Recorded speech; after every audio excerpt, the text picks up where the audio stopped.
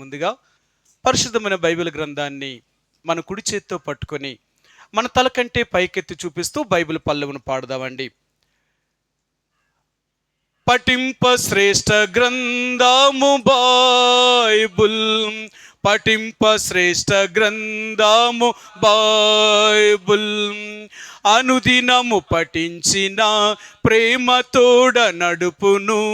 ఓ పఠింప శ్రేష్ఠ గ్రంథము Bible. The best book read the Bible. The best book read is the Bible. If you read it every day, if you help you all the way, oh, the best book read is the Bible. ఈ ఉదయకాల సమయంలో దేవుని వాక్యాన్ని మనం ధ్యానం చేసే ముందుగా Bible గురించి కొన్ని విషయాలు మనం తెలుసుకోవలసిన వారికి ఉంటున్నాం. ఈ లోకంలో అన్నిటినీ కొంటాం. ఈ రోజుల్లో మన ఇంట్లో పెట్టుకున్న టీవీ ₹1,00,000, ₹1,25,000 టీవీలు ఎడుతున్నారు, ఇంకా ఎక్కువ ఉన్నాయి. కానీ బైబిల్ మాత్రం అసలు కొనడానికి ఎంత ఆలోచిస్తామో తెలుసా? ఎవరైనా ఉచితంగా ఇస్తే తీసుకోవాలనుకుంటాం, బైబిల్ గ్రంథాన్ని మాత్రం కొనం. ఎందుకో తెలుసా? బైబిల్లో ఏముందలే, దానివల్ల మనకేం ఉపయోగము అనుకుంటున్నాం. కానీ బైబిల్ యొక్క విలువ అనేది అది ఎవరికి తెలుస్తుందో తెలుసా? దాని విలువ తెలుసుకున్న వారికి మాత్రమే అర్థమవుతుంది. నేను చిన్న విషయం చెప్తాను మీకు. మా నర్సీపట్నం దగ్గర రంగురాళ్ళు ఎక్కువ దొరుకుతాయి అన్నమాట. అంటే రంగురాళ్ళు అంటే వజ్రాలు అన్నమాట. ఈ రంగురాళ్ళు తవ్వే వాళ్ళకి ఒక ఆయనకి ఒక వజ్రం దొరికిందన్నమాట. ఒక వజ్రం దొరికింది. ఆ వజ్రాన్ని మా నర్సీపట్నంలో ఒక మారువాడి దగ్గర తీసుకొచ్చారు. తీసుకొస్తే ఆయన అన్నాడు, ఆ వజ్రాన్ని చూసి, నీకు 5 లక్షలు ఇస్తాను రా అన్నాడు. ఇక్కడే నర్సీపట్నంలోనే 5 లక్షలు ఇస్తానన్నారంటే మనం కొంచెం ఇంకా దూరం వెళ్తే మనకి ఇంకా వస్తుందేమో, నేను అమ్మనండి అన్నాడు. మరి ఇంకొక లక్ష వేసి ఇస్తాను, 6 లక్షలు ఇస్తానన్నాడు. నేను అమ్మనండి అన్నాడు. సరే విశాఖపట్నం వెళ్ళాడు. విశాఖపట్నం మారువాడి దగ్గరికి వెళ్తే ఆడ 50 లక్షలు ఇస్తా అన్నాడు. నర్సీపట్నంలో 6 లక్షలు ఇస్తా అన్నాడు. వైజాగ్ వెళితే అది 50 లక్షలు ఇస్తా అన్నాడు. నర్సీపట్నం నుంచి వైజాగ్ వస్తేనే దీనికి ఎంత రేటు పెరిగింది. హైదరాబాద్ వెళ్దాం అనుకున్నాడు. సరే ఎక్కడి నుంచి పట్టుకుని హైదరాబాద్ వెళ్ళాడు. హైదరాబాద్ వెళ్తే అక్కడ షేట్ అన్నాడు, నీకు ₹1,00,000 ఇస్తాను అన్నాడు. చూడండి దాని విలువ ఎలా పెరిగిపోతుందో. నర్సీపట్నంలో 6 లక్షలు అన్నారు, వైజాగ్లో 50 లక్షలు అన్నారు, హైదరాబాద్ వెళ్ళిపోతే ₹1,00,000 అయ్యింది. ఏంటి దీన్ని ఇలా పెరిగిపోతుంది? దీని విలువ ఎంత ఉందా? సరే ఎక్కడ కాదు, ముంబై వెళ్ళిపోతే అసలు వజ్రాల వ్యాపారం అక్కడ జరుగుతుంది కదా, అక్కడికి వెళ్దాం. అక్కడికి వెళ్ళాడట. అక్కడ పట్టుకెళ్తే 2 కోట్లు ఇస్తాన్నాడట. ఇంక అనుకున్నాడు, ఇంకెక్కడ తప్ప ఇంకెక్కడికి వెళ్ళలేను, ఇంక నేను ఇదే నా లాస్ట్, ఇంక నేను ఎక్కడికి వెళ్తానని 2 కోట్లకు అమ్మేశాడు. అది ఆ వజ్రాన్ని ఇంటర్నేషనల్ లెవెల్లో తీసుకెళ్తే అది ఇంగ్లాండ్ వారు కొన్నారనమాట. అది ఎలాంటి వజ్రం అంటే గ్రీన్ అంటున్నా, అంటే అది పచ్చ బంగారం అంట, పచ్చ వజ్రం అంట. అది ప్రపంచంలో ఎక్కడ అలాంటివి దొరకడం చాలా తక్కువట. నీలము అంటాడు కదా మన బైబిల్లో, అలా వజ్రం అంట. ఇంగ్లాండ్లో దాన్ని 250 కోట్లు కొన్నారట వజ్రాన్ని. ప్రపంచంలో ఇంగ్లాండ్లో అదొక మ్యూజియంలో పెట్టారట పట్టుకెళ్ళి. అలాంటి వజ్రాన్ని ఎక్కడ దొరకదట. అది చూసారు దాని విలువ ఎంత పెరిగింది మన నర్సీపట్నంలో దొరికిన వజ్రానికి. అలాగే విలువ తెలిసిన వాళ్ళకి తెలుస్తుందండి దాని విలువ అంటే ఏంటనేది. బైబిల్ కూడా దాని విలువ తెలుసుకున్న వాళ్ళకి అర్థమవుతుంది, తెలియని వాళ్ళకి వెర్రితనంగా కనపడుతుంది. ఈరోజు చాలామంది యేసుప్రభు గురించి యేసుప్రభువా మనకెందుకులే దేవుడు, మనకు బోల్ డబ్బు ఉంది, మనకి ఎన్ని ఉన్నాయి, మనకి ఎందుకు యేసుప్రభు అనుకుంటున్నారు. ఇప్పుడు అక్కర్లేదు నీకు దేవుడు. ఎప్పుడు కావాలి దేవుడు నీకు? అసలు మనం ఎందుకు దేవుడిని నమ్ముతున్నాం? అసలు ఎందుకు దేవుడిని నమ్మాలి? మనం చేసే భక్తి ఏంటో తెలుసా? అసలు మనకైనా తెలుసు అంటారా మనం ఎందుకు చేస్తున్నామో భక్తి? ఏదో మా పాస్టర్ గారు చెప్తున్నారు కాబట్టి ఏదో గుడికి రమ్మన్నారు, పాటలు పాడమన్నారు, వాక్యం వినమన్నారు, ఇనేసం అంతే అయిపోయింది. ఇంకేటండి బాబు, ఇంక అంతే కదా భక్తి. అసలు ఎందుకు మనం చేస్తున్నాం భక్తి? మనం చేసే భక్తి ఏంటో మనకు తెలిస్తే అది ఎంత గొప్పదో దాని విలువను మనం తెలుసుకోగలుగుతామండి. మనం చేస్తున్న భక్తి రెండు ఆటలకు ఉపయోగపడే భక్తి అన్నమాట. సరే, మీకు ఆ మాటను చూపిస్తాను. అపొస్తలుడైన పౌలు తిమోతికి రాసిన మొదటి పత్రిక, అపొస్తలుడైన పౌలు తిమోతికి రాసిన మొదటి పత్రికలో ఇక్కడ దైవజనుడు తిమోతికి ఈ మాట చెప్తున్నాడు. ఆయన ఏం చెప్పాడో చూపిస్తాను మీకు. 4వ అధ్యాయము 8వ వచనమండి. అపొస్తలుడైన పౌలు తిమోతికి రాసిన మొదటి పత్రిక 4వ అధ్యాయము 8వ వచనమండి. శరీర సంబంధమైన సాధకము కొంచెం మట్టుకే ప్రయోజనకరమవును గాని దైవభక్తి ఇప్పటి జీవం విషయములోను రాబోవు జీవం విషయములోను వాగ్దానముతో కూడినదైనందున అది అన్ని విషయములలో ప్రయోజనకరమవును. మనం చేస్తున్న భక్తట ఇప్పటికీ పనిచేస్తుందట, రాబోయే కాలానికి పనిచేస్తుందట. చూసారా, ఈ లోకంలో చేస్తున్న భక్తి అంతా కూడా ఇప్పుడు కొరకు మాత్రమే నమ్ముతున్నారు ఇక్కడికే. కానీ యేసు ప్రభువారిని నమ్ముకున్న వాళ్ళందరూ కూడా నిజమైన భక్తిని చేయగలిగితే వారు ఎక్కడా సుఖంగా జీవిస్తారు. ఈ లోకాన్ని విడిచిపెట్టిన తర్వాత కూడా ఆ దేవుని దగ్గర యుగయుగాలు కూడా ఎప్పుడూ సంతోషంతో ఉంటారు. ఒకవేళ ఏ రోజు నీకు దేవుడు అవసరం లేకపోవచ్చు నీకున్న దాన్ని బట్టి, కానీ చనిపోయిన తర్వాత అయినా నీకు దేవుడు అవసరమే. ఎందుకంటే మనం చనిపోయిన తర్వాత ఈ శరీరాన్ని మట్టిలో కప్పెడుతున్నారు, లేకపోతే కాల్చేస్తే బూడిదైపోతుంది, కానీ నీ ఆత్మకు చావు లేదు. మరి అప్పుడెక్కడికి వెళ్తావు? అప్పుడెలా తప్పించుకుంటావు? ఈరోజు మనం అనుకుంటున్నాం ఆత్మ కంటే శరీరమే గొప్పదనుకొని దీనికోసం ఎంత చేస్తున్నాం తెలుసా? 3 పూట్ల భోజనానికి, దీని గుడ్డకి, దీని బట్టకి, దీని ఉండడానికి ఎన్ని రకాల విలాసవంతమైన వాటిని ఇస్తున్నాం మనం. అయినను ఇదొక రోజు మృతమైనదే. బైబిల్ గ్రంథంలో ఒక మాట అంటాడు, మీకు చూపిస్తాను. యోహాను సువార్త 6వ అధ్యాయము యేసు ప్రభువారు చెప్పిన మాట. ఆయన భూమి మీద ఉన్నప్పుడు ఆయన ఏం చెప్పాడో మీకు చూపిస్తాను ఆ మాటను. యోహాను సువార్త 6వ అధ్యాయము, యోహాను సువార్త 6వ అధ్యాయము 63వ వచనం అండి. 63వ వచనం. ఆత్మయే జీవింప చేయుచున్నది, శరీరము కేవలము నిష్ప్రయోజనము. శరీరం అంట కేవలము నిష్ప్రయోజనం అంట. శరీరానికి ఏమి విలువ లేదట. కానీ ఈరోజు మనం అందరం విలువిచ్చేది దేనికో తెలుసా? ఈ శరీరానికే. ఈరోజు మనం అందరం దేన్ని బట్టి అది చేస్తున్నాం తెలుసా? మన శరీరాన్ని బట్టి.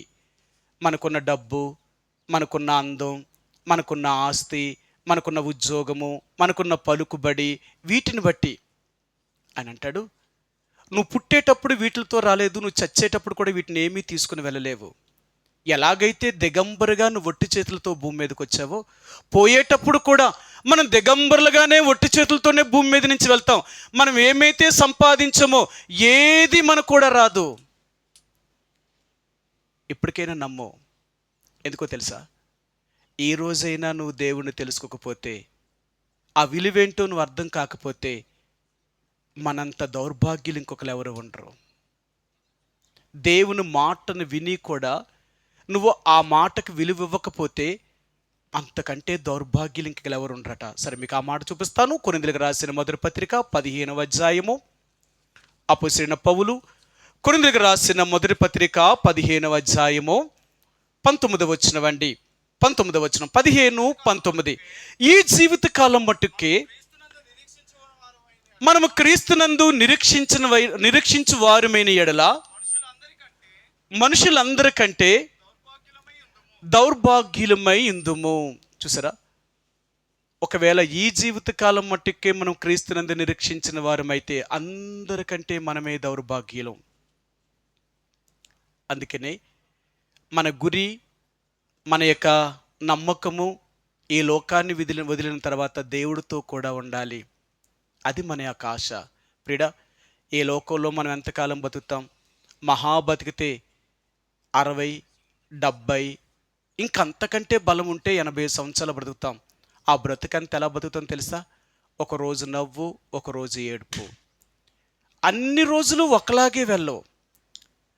మన వయసు మీద పడే కొలది ఈ రోజుల్లో 70-65 సంవత్సరాలు దాటిన దగ్గర నుంచి వీళ్ళు అంటున్నారు, దేవుడా ఎంత త్వరగా మమ్మల్ని తీసుకుపోతావు, ఎందుకు ఈ జబ్బులతో పడలేకపోతున్నాం, ఈ మందులతో పడలేకపోతున్నాం, ఈ ఉన్న పరిస్థితులు కూడా మాకు ప్రతికూలంగా ఉండలేదు, మా పని కూడా మేము చేసుకోలేని పరిస్థితులు ఉంటున్నాం, చాలు ఇంక ఇక్కడితో మా జీవితం ఇంకా తీసుకెళ్ళిపో అంటున్నారు. ఎందుకంటే విసుగుదల అనేది పుట్టేస్తుంది. ఇంకా ఆలోచించవా? అందుకని ఈ భూమి మీద ఉన్నంత కాలము కూడా ఈ శరీరానికి ఈ బాధలు తప్పవండి. అందుకనే దేవుడు అంటున్నాడు, నువ్వు భూమి మీద ఉన్నంతకాలము ఈ బాధలు అనుభవించాలి, నన్ను తెలుసుకోకపోతే చనిపోయిన తర్వాత కూడా నీ ఆత్మ ఆ అగ్నిగుండములోనికి వెళ్ళి పడాలి. నువ్వు నన్ను తెలుసుకోలేదు అంటే నీకు ఆ నరకం మాత్రం తప్పదు. అది ఇప్పటికీ అంటే యుగయుగాలు ఇంకా ఆ నరకం నుంచి నువ్వు బయటికి రాలేవు ఇంకా. అందుకని ఏ రోజైనా ఆ యేసు ప్రభువాన్ని నీ దేవుడిగా అంగీకరించి నీ జీవితాన్ని మార్చుకొని ఆయనకు నమ్మకంగా జీవించడానికి ప్రయత్నం చేయి. ఒకవేళ అలాగే చేయలేదా, ఒకరోజు దీని ఫలితం ఏంటో నీకు అర్థమవుతుంది. నువ్వు ఎందుకు దేవుణ్ణి నమ్మలేదా అని నువ్వు ఎంత ఏడుస్తావో తెలుసా? ఆ రోజు నువ్వు ఏడ్చినా నీకు ఉపయోగం ఉండదట. చూడండి, ఆ రోజు వస్తే ఎలా ఏడుస్తారట తెలుసా? మీకు ఆ మాట చూపిస్తాను. ప్రకటన గ్రంథము 1వ అధ్యాయము 7వ వచనం. ప్రకటన 1వ అధ్యాయము 7వ వచనం. ఇదిగో ఆయన మేఘారుడై వచ్చుచున్నాడు, ప్రతి నేత్రము ఆయనను చూచును, ఆయనను పొడిచిన వారు ఆయనను చూచెదరు, భూజనులందరూ ఆయనను చూచి రొమ్ము కొట్టుకుందురు. చూసారా? ఆ రోజు ఏడుస్తారట, అయ్యో నేను యేసు ప్రభువారిని నమ్మలేదే, అయ్యో నేను ఆ రోజు ఆ దేవుడు మాట వినలేదే, ఈరోజు చూడు నేను ఎంత భయంకరమైన ఉగ్రతలోనికి వెళ్తున్నాను అని రొమ్ము కొట్టుకుని ఏడుస్తూ ఉంటారట. కానీ ఆ రోజు ఇంకా ఎంత ఏడ్చినా అవకాశం దాటిపోయింది నీకు. అందుకని అంటారు, చేతులు కాలక ముందే గుడ్డు పట్టుకోవాలట. కాలిన తర్వాత పట్టుకోవడం కాదు. నీ జీవితం నాశనం అయిపోయిన తర్వాత ఇంక దేవుడి దగ్గరికి వస్తే దాని ఫలితం ఏముంది? నువ్వు చనిపోయిన తర్వాత ఎంత ఏడ్చినా దానికి ఉపయోగం లేదు. ఈ భూమి మీద ఉండగానే నువ్వు దేవుడిని తెలుసుకోవాలా. అందుకే ఈరోజు దేవుడు ఎంత గొప్పవాడో తెలుసా? ఆయన నమ్ముకున్న వారికి అది ఆ విలువేంటో అర్థమవుతుంది. దేవుడే ఒక ఆస్తి, ఆయన తరగనివాడు. ఆయన ఎంత గొప్పవాడో తెలుసా? యేసు ప్రభువారు అంత ఐశ్వర్యవంతుడు ఈ భూమి మీద ఇంకెవరూ లేరు. ఫిలిప్పీలకు రాసిన పత్రిక 4వ అధ్యాయము, ఫిలిప్పీలకు రాసిన పత్రిక 4వ అధ్యాయము 18వ వచనం. క్షమించండి, 19వ వచనం. 4:19. కాగా దేవుడు తన ఐశ్వర్యము చొప్పున క్రీస్తు యేసునందున్న మహిమలో మీ ప్రతి అవసరమును, కాగా దేవుడు తన ఐశ్వర్యము చొప్పున. మన దేవుడు ఎంత ఐశ్వర్యవంతుడు అంటే ఆయన ఐశ్వర్యవంతుడు, తరగనివాడు. నువ్వెంతైనా సరే అడిగినా ఆయన ఎంతైనా ఇవ్వగలిగిన దేవుడు. అందుకనే మన దేవుడి గురించి అంట, ఆయన ఎంతైనా నమ్మదగినవాడు, ఆయన ఎంతైనా నమ్మదగినవాడైనా. కాబట్టి ఈ ఉదయకాల సమయంలో ఈ దేవుని యొక్క గ్రంథాన్ని నువ్వు కలిగి ఉన్నావా? ఏదో కొనుక్కున్నంత మాత్రమే కాదు, ఇది నువ్వు చదవాలి. ఎందుకు చదవాలి అంటే ఇందులో ఎక్కడి నుంచి ఎక్కడి దాకా రాయబడిందంటే మానవుడి యొక్క పుట్టుక దగ్గర నుంచి మానవుడు మరణించేదాకా, ఆ మరణించిన తర్వాత ఎక్కడికి వెళతాడు అనేది కూడా రాయబడింది. ఇన్ని విషయాలు రాయబడ్డాయి అన్నమాట. అందుకనే ప్రతిరోజు మేము బైబిల్ చదువుతాం. ఎందుకు చదువుతాం తెలుసా? మేము ఎలాగ నడవాలో, మేము ఎలాగ మాట్లాడాలో, మేము ఎలాంటి పనులు చేయాలో ఈ వాక్యమే మాకు బోధించగలుగుతుంది. అర్థమైందా? మేము ఎందుకు రోజు దేవుని వాక్యాన్ని చదువుతున్నామంటే చాలామంది అంటారు, వీళ్ళకేమీ పని ఉండదేమో, రోజు బైబిల్ చదువుతానే ఉంటారంటారు. చాలామందికి ఎలా కనబడుతుంటే రోజు బైబిల్ చదవాలా. నిజమే, రోజు చదువుతాం. ఎందుకో తెలుసా? మేము ఎలాగ నడవాలనేది ఇక్కడ మాకు బోధించబడుతుంది. నువ్వు ఈ గ్రంథాన్ని చదివినప్పుడు నువ్వు కుడికి కానీ ఎడమకు కానీ తొలవకుండా నువ్వు మంచి మార్గంలో నడవాలి అంటే ఈ గ్రంథాన్ని చదువుతూనే ఉండాలా. ఎప్పుడు దాకా తెలుసా? నువ్వు మరణించేదాకా. అందుకని యెహోషువతో దేవుడు చెప్పినప్పుడు, నువ్వు బ్రతుకు దినములన్నిటిను ఈ గ్రంథం నువ్వు చదువుచుండవలెను. నువ్వు చనిపోయేదాకా చదువుతుండాలా. నువ్వు ఎప్పుడైతే ఈ గ్రంథాన్ని చదువుతూ ఉంటావో ఈ గ్రంథము నువ్వేం చేయాలో, ఎలాగ నడవాలో, నువ్వేం మాట్లాడాలో, ఏమి వినాలో ఇవన్నీ నీకు బోధిస్తుందన్నమాట. అన్నీ వ్రాయబడ్డాయి. మానవుడి యొక్క జీవితాన్నే దేవుడు రాశాడు ఇందులో. అంత గొప్ప దేవుడు ఆయన. కాబట్టి ఈ గ్రంథాన్ని నువ్వు కలిగి ఉండి, ఈ గ్రంథాన్ని నువ్వు చదువుతూ ఉంటే నీ జీవితము ధన్యంగా మారబడుతుంది. అందుకని బైబిల్ గ్రంథాలు అంటాడు, యెహోవాని ఎవరైతే తమ దేవుడిగా తెలుసుకోగలుగుతారో వాళ్ళు ఆశీర్వదించబడతారట, వాళ్ళు ధన్యులుగా చేయబడతారు. కాబట్టి ఈ దేవుడు ఎవరికి దేవుడు అవుతారో వాళ్ళకైనా ఆశీర్వాదాన్ని, దీవెనను దేవుడు తీసుకొస్తాడు ఆయన. కాబట్టి ఈ ఉదయకాల సమయంలో ఈ బైబిల్ గ్రంథం కొరకు ఎన్ని లక్షల మంది ఈ బైబిల్ గ్రంథాన్ని తీసుకురావడం కొరకు ఎంతమంది ప్రాణాలు త్యాగం చేశారో. దీని చరిత్ర చూస్తే 1600 సంవత్సరాల్లో 40 మంది ప్రవక్తల చేత ఈ గ్రంథాన్ని దేవుడు రాయించాడు. ఈ గ్రంథాన్ని రాసేటప్పుడు పెన్ను కానీ లేక పేపర్ కానీ ఇలాంటి వసతులు ఏమీ లేవు. ఆ రోజుల్లో చర్మపు మీద, జంతువుల యొక్క చర్మం మీద రాసేవారు దేవుని వాక్యాన్ని. అది ఎలా రాసేవారంటే ఆ రోజుల్లో ఒక రక్తాన్ని, ఎందుకంటే అక్కడ ఇంకు అలాంటివి ఏమీ లేవు కదా, వాళ్ళు కనిపెట్టి ఆ దేవుడు మాటలన్నిటినీ వారు రాశారన్నమాట. ఆ రోజుల్లో వాటినన్నిటినీ ఆ చర్మపు చుట్టలన్నీ చుట్టి భద్రము చేసి ఉంచారు.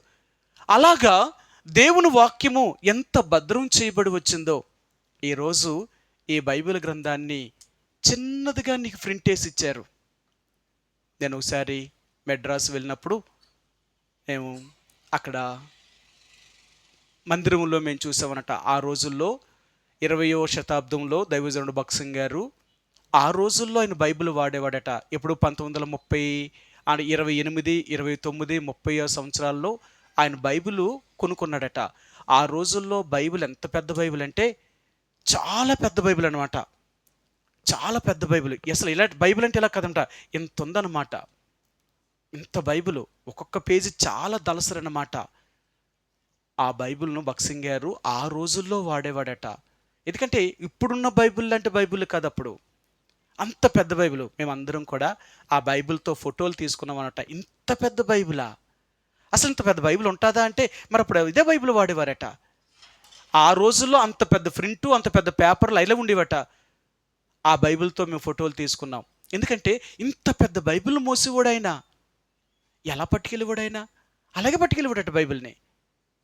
ఈ రోజుల్లో మన బైబిల్ గ్రంథాన్ని, ఇంత చిన్న బైబిల్ గ్రంథాన్ని మనం ఇచ్చిన దీని విలువను మనం అర్థం చేసుకోలేకపోతున్నాం.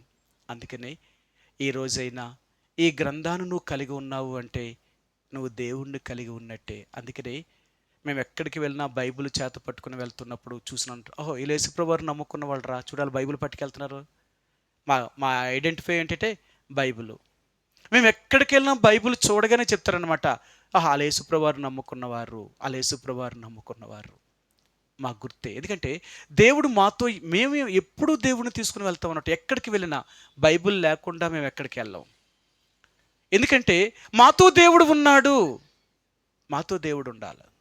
కాబట్టి దేవుని యొక్క గ్రంథాన్ని ప్రతి ఒక్కరూ కలిగి ఉండడానికి ప్రయత్నించి ఈ బైబిల్ గ్రంథాన్ని కలిగి ఉండడం, చదవడం అనేది నీకెంతో ఆశీర్వాదము, ఎంతో దీవెన కలుగుతుంది.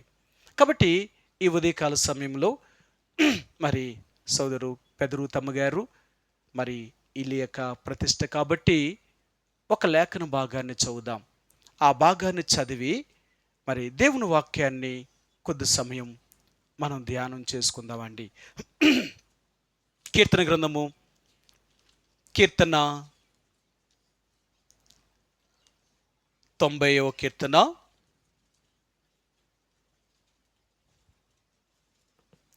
కీర్తన గ్రంథము 90వ కీర్తన మొదటి వచనాన్ని, రెండవ వచనాన్ని మనందరము కలిసి ఒక్క మాటలా చదువుదామండి.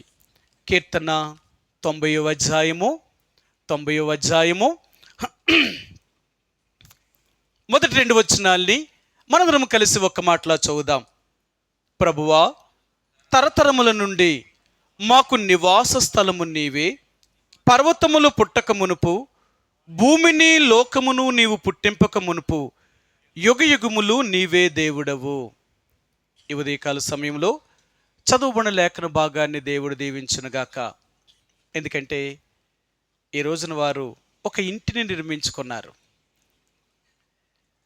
ఈరోజు ఆ ఇల్లు ఎవరి కోసం తెలుసా? వాళ్ళ కోసం ఇల్లు. ఎవరైనా ఇల్లు కట్టుకున్నారంటే ఎవరి కోసం కడతారు? కట్టుకున్న వాళ్ళు ఎందుకు కడతారు? వాళ్ళ కోసమే కట్టుకుంటారు, ఇంకొకరి కోసం కట్టరు కదా.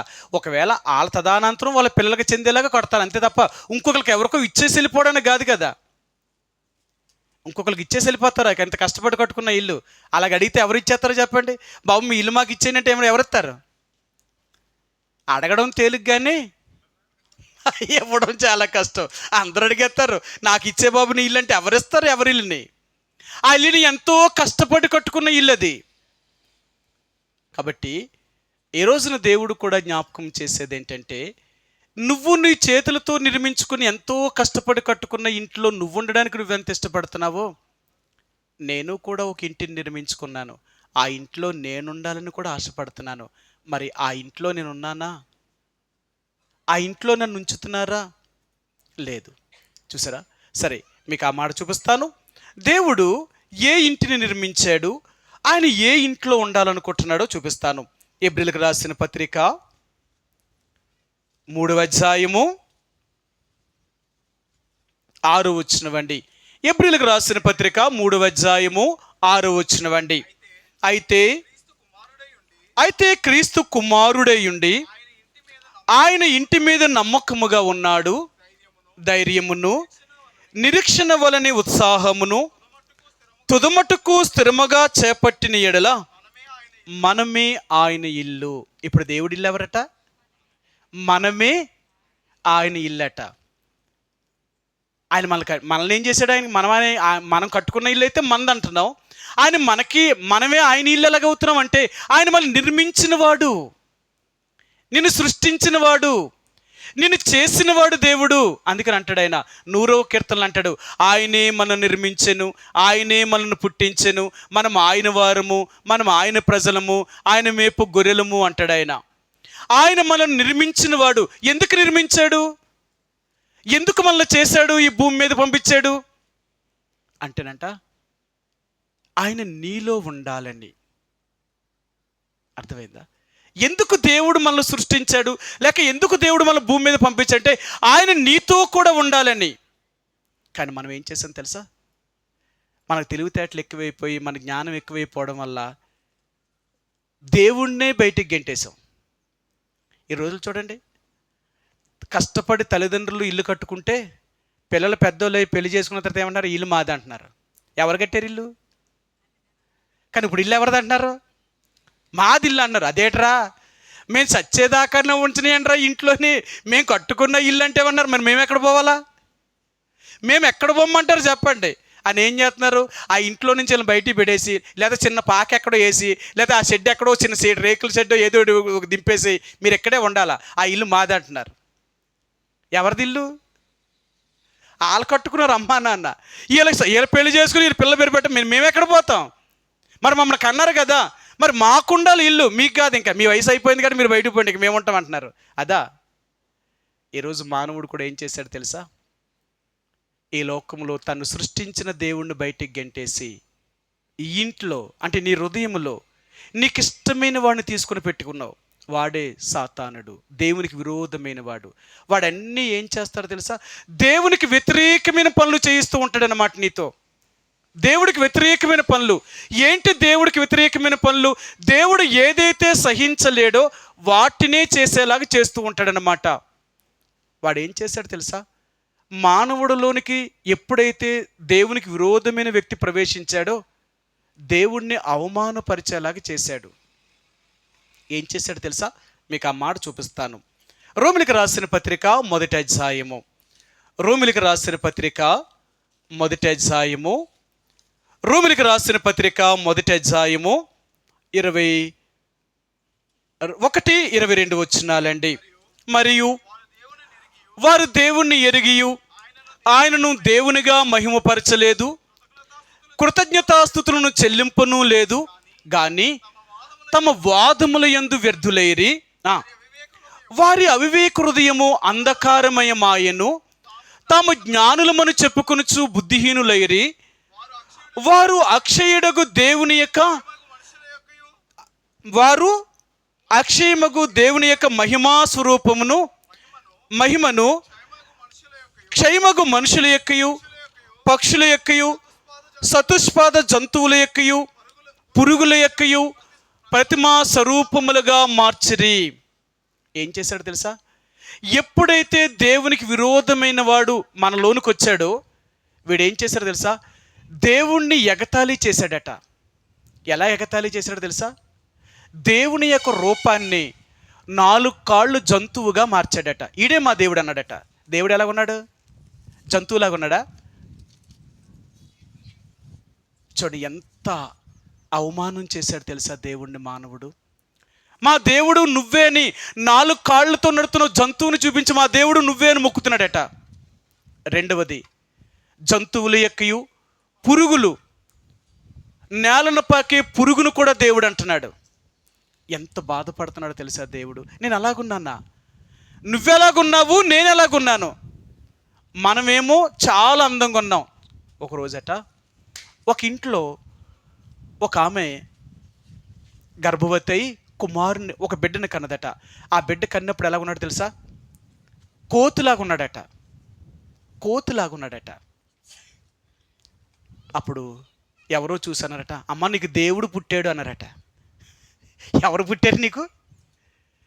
నాకు దేవుడు పుట్టడు బట్టి పుట్టినోడు కోతులా పుట్టాడు నాకు అన్నట. నీకైతే కోతులాగా పుట్టకూడదు నీకు నీ బిడ్డ మాత్రం, కానీ దేవుడు మాత్రం కోతులాగా ఉండొచ్చు. చూడండి ఎలా తయారు చేశారు. నీకు మాత్రం నీలాగే పుట్టాలా, నీ అంత అందమే రావాలా, నీలాగే నీ బిడ్డలు ఉండాలంటావు, కానీ నీ దేవుడిని మాత్రం ఎలా తయారు చేస్తా తెలుసా? ఒక కోతులాగా, ఒక పాములాగా, ఒక ఎద్దులాగా దేవుడిని తయారు చేస్తున్నావు. అలాగెందుకున్నాడు దేవుడు? దేవుడు అంటే అలాగే ఉండాలా? చూడండి, దేవునికి విరోధమైన వ్యక్తి ఎప్పుడైతే మనిషిలోనికి వచ్చాడో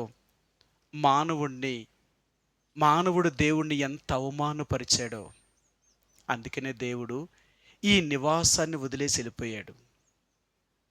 దేవుడు మనిషిని వదిలేశాడు. ఇంకా నన్ను ఎప్పుడైతే నా మాట కాదు అని అన్నావో ఆ రోజే దేవుడు మనల్ని వదిలేసి వెళ్ళిపోయాడు. ఎప్పుడైతే దేవుడు మానవుడిని వదిలేసి వెళ్ళిపోయాడో ఆ రోజు నుంచి మానవుడికి పట్టుకునే కష్టాలు. ఈరోజు ఎంత కష్టపడి బ్రతుకుతున్నామో తెలుసా? ఈరోజు ఒళ్ళు వంచి కష్టపడి బ్రతకకపోతే మనకు ఆహారమే దొరకదు. ఏ భూమి మీద మీరు ఏ జీవనైనా చూడండి, కష్టపడకుండానే ఆహారం తింటున్నాయి అవి. కానీ మనం మాత్రమే కష్టపడి ఆహారాన్ని సంపాదించుకుంటున్నాం. దేవుడు అంటున్నాడు, ఆకాశ పక్షులను చూడు, అడవులో ఉన్న జంతువులను చూడు, నీటిలో ఉన్న జలచరములను చూడు, ఇవేవైనా ఆహారం కొరకు కష్టపడుతున్నాయంటే ఏది కష్టపడతలేదు, నేను ఇచ్చిన ఆహారాన్ని తింటున్నాయి. కానీ నువ్వు ప్రతిరోజు ఉదయం లేచిన దగ్గర నుంచి సాయంకాలం రాత్రి పడుకునేదాకా ఎంత కష్టపడుతున్నావో. దేనికోసం? ఈ జాండ కడుపు కోసం. నువ్వు బ్రతకడం కోసమే కష్టపడుతున్నావు. ఈ కష్టాలు ఎందుకు వచ్చాయి తెలుసా? నేను నీతో లేకపోవడం వల్ల.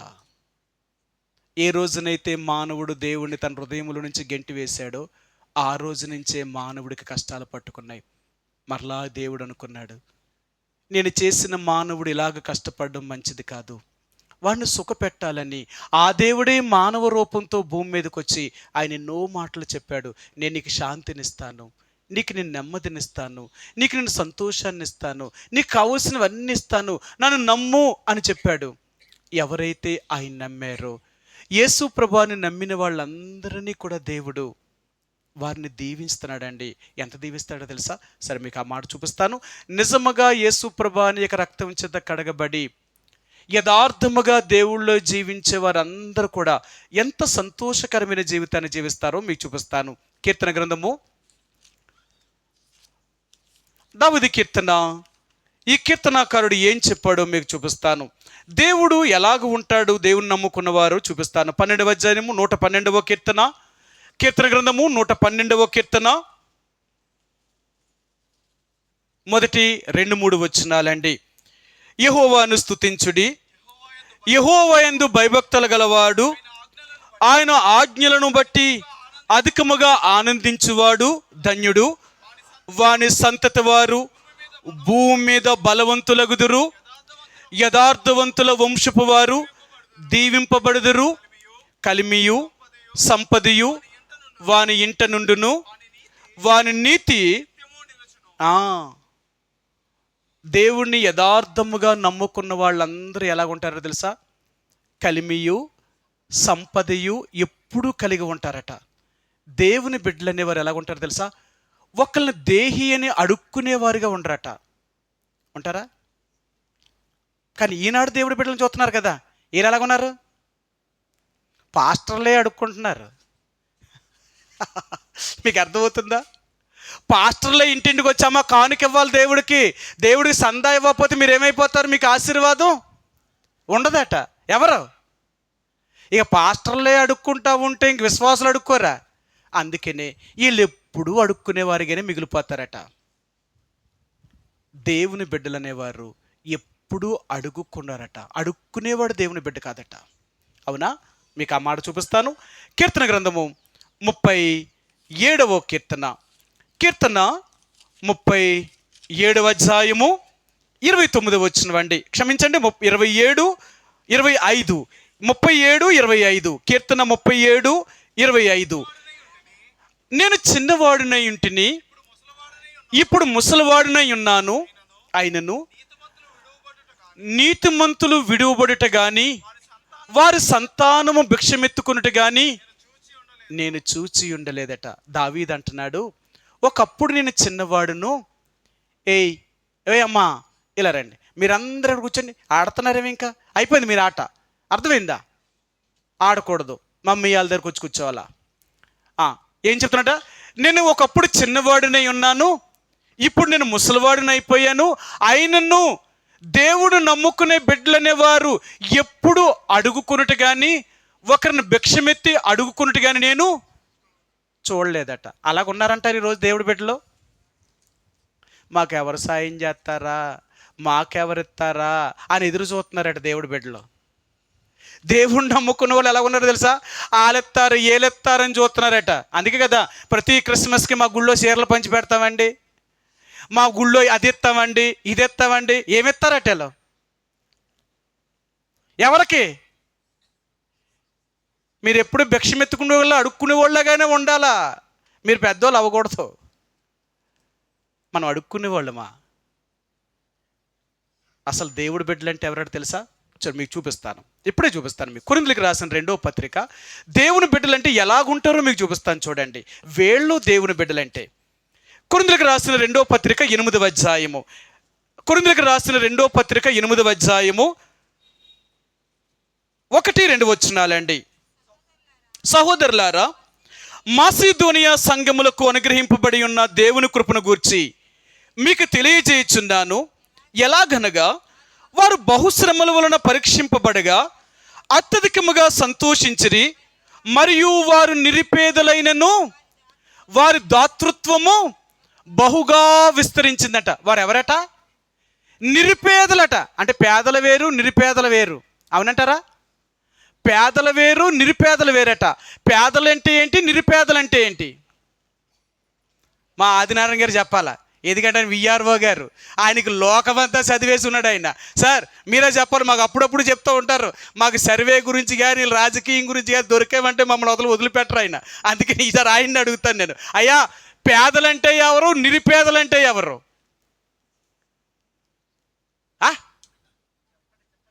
ఇదేంటి సార్ నేను అడిగింది మామూలుగా, పేదలంటే ఎవరు, నిరుపేదలంటే ఎవరు? పోన్లే మా ఆయనకు చెప్పడానికి సిగ్గుపడుతున్నారు. సరే మీరైనా చెప్పండి సార్, మీరు అందరూ చెప్పండి, పేదలు ఎవరు, నిరుపేదలు ఎవరు? తినడానికి తిండి లేని వారిని అంటే నిరుపేదలు అంటారట. అంటే రెక్కాడితేనే డొక్కాడదంటారు చూసారా? ఏ రోజు పనికి వెళ్తే ఆ రోజే కొండెక్కుతుందట, పనికి వెళ్ళకపోతే కొండెక్కదట. వాళ్ళట నిరుపేదలంటే ఏమీ లేని వాళ్ళు నిరుపేదలంటే. కానీ వారి నిరుపేదలని దేంట్లో ఉన్నారో తెలుసా? వారి నిరుపేదలని లోకంలోకి ఏమీ లేకపోయినా కానీ వాళ్ళు ఇచ్చే దేవుడికి ఇచ్చే విషయంలో మాత్రం చాలా గొప్పలట. అందుకన్నాడు, వారి నిరుపేదలైనను వారి దాతృత్వము బహుగా విస్తరించింది. వాళ్ళు ఎంత దేవుడికి ఇచ్చేవారో తెలుసా? అందుకనే బైబిల్ గ్రంథంలో ఒక మాట అంటాడు, యేసు ప్రభువు వారు ఒక గుళ్ళోకి వెళ్ళి వాక్యం చెప్పాడట. వాక్యం అంతా చెప్పిన తర్వాత చివరిలో ఏం చేస్తారు?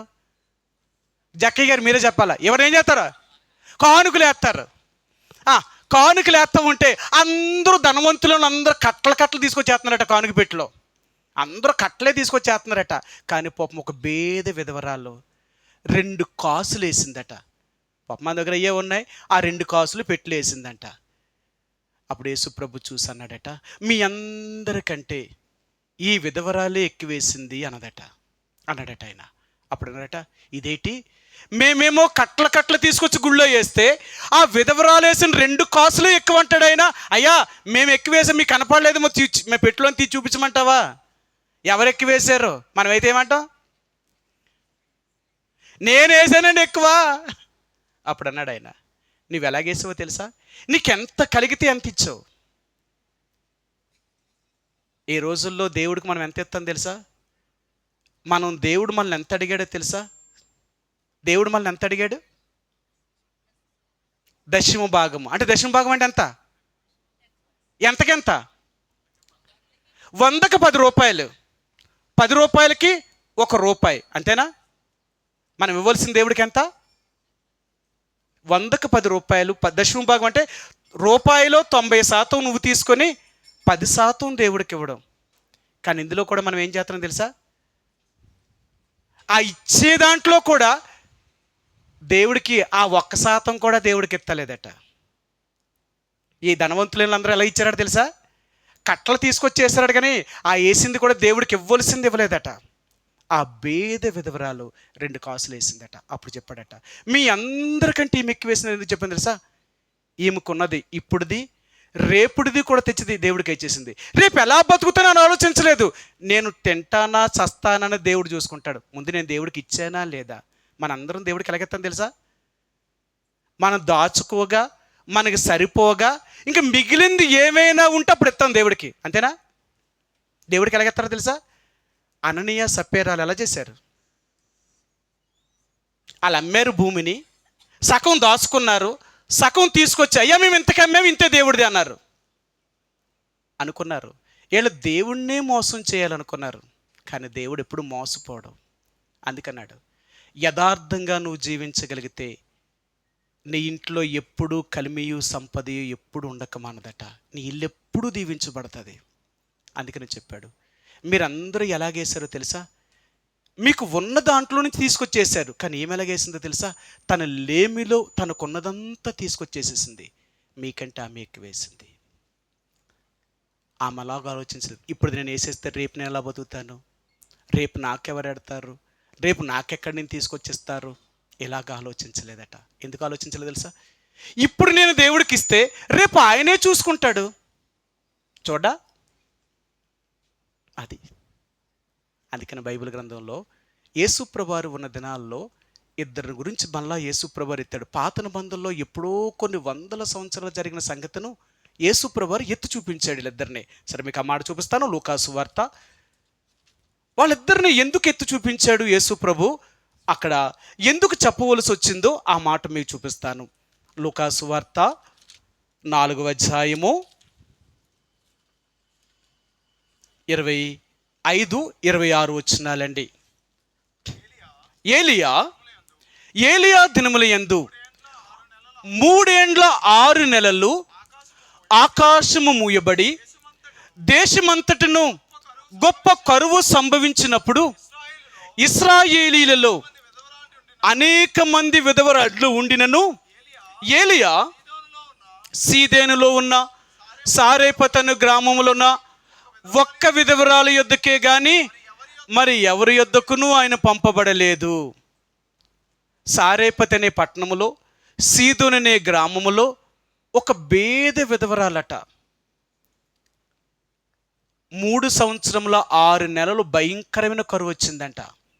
అలాంటి కరువులో దేవుడు ఏలియాను ఈ విధవరాల యొద్దకే పంపించాడట. ఎంతమంది విధవరాండ్లున్నా ఎవరి దగ్గరికి పంపలేదట, ఈ విధవరాల దగ్గరికి పంపించాడట దేవుడు ఏలియాను. ఏలియా ఆ విధవరాలి ఇంటికి వెళ్ళి ఆమెతో కూడా ఆయన ఉండిన 3 సంవత్సరముల 6 నెలలు ఇశ్రాయేలు దేశం అంతటా కరువు ఉంది, కానీ ఈ ఇంటికి మాత్రం కరువు రాలేదట. ఎందుకు రాలేదంటారు?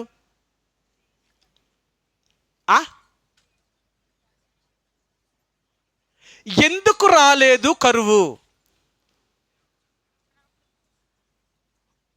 అర్థమైందా? ఆ ఆ స్త్రీకి ఎలాంటి మనసు ఉందో తెలుసా? ఏలియా ఆమెను మొట్టమొదట కలుసుకున్నప్పుడు ఆ స్త్రీ పుల్లలేరుకుంటుంది, అవునా? పుల్లలేరుకుని ఆమె దగ్గరకు వచ్చి ఏలియా ఒక మాట అడిగాడు, అమ్మా నేను చాలా దూరం నడిచి వచ్చాను, ప్రయాణం చేసి వచ్చాను, అమ్మ కొన్ని నీళ్ళు ఇస్తావా అని అడిగాడు. 3 సంవత్సరముల 6 నెలలు, ఇప్పటికే భయంకరమైన కరువు వచ్చేసింది వీళ్ళ మధ్యకి. వర్షం కూడా పడతలేదు, నీళ్లు కూడా దొరుకుతలేదు. నేను అంటాను, ఒక 80 సంవత్సరాల క్రితంకి వెళ్తే కొండపిల్లలో ఎండాకాలం వస్తే నీరుకి ఎంత అల్లడిపోయేవారో. ఎందుకంటే ఏరెండిపోయేది, అవునంటారా ఆదినారాయణ గారు? అప్పుడు ఎండాకాలం ఏర్లు ఇంతగలా పారేవి కాదు, ఎక్కడో ఒక నుయ్యి ఉండేది, ఆ నూతి దగ్గరికి వెళ్ళి ఆ నీళ్ళే తెచ్చుకోవాలా.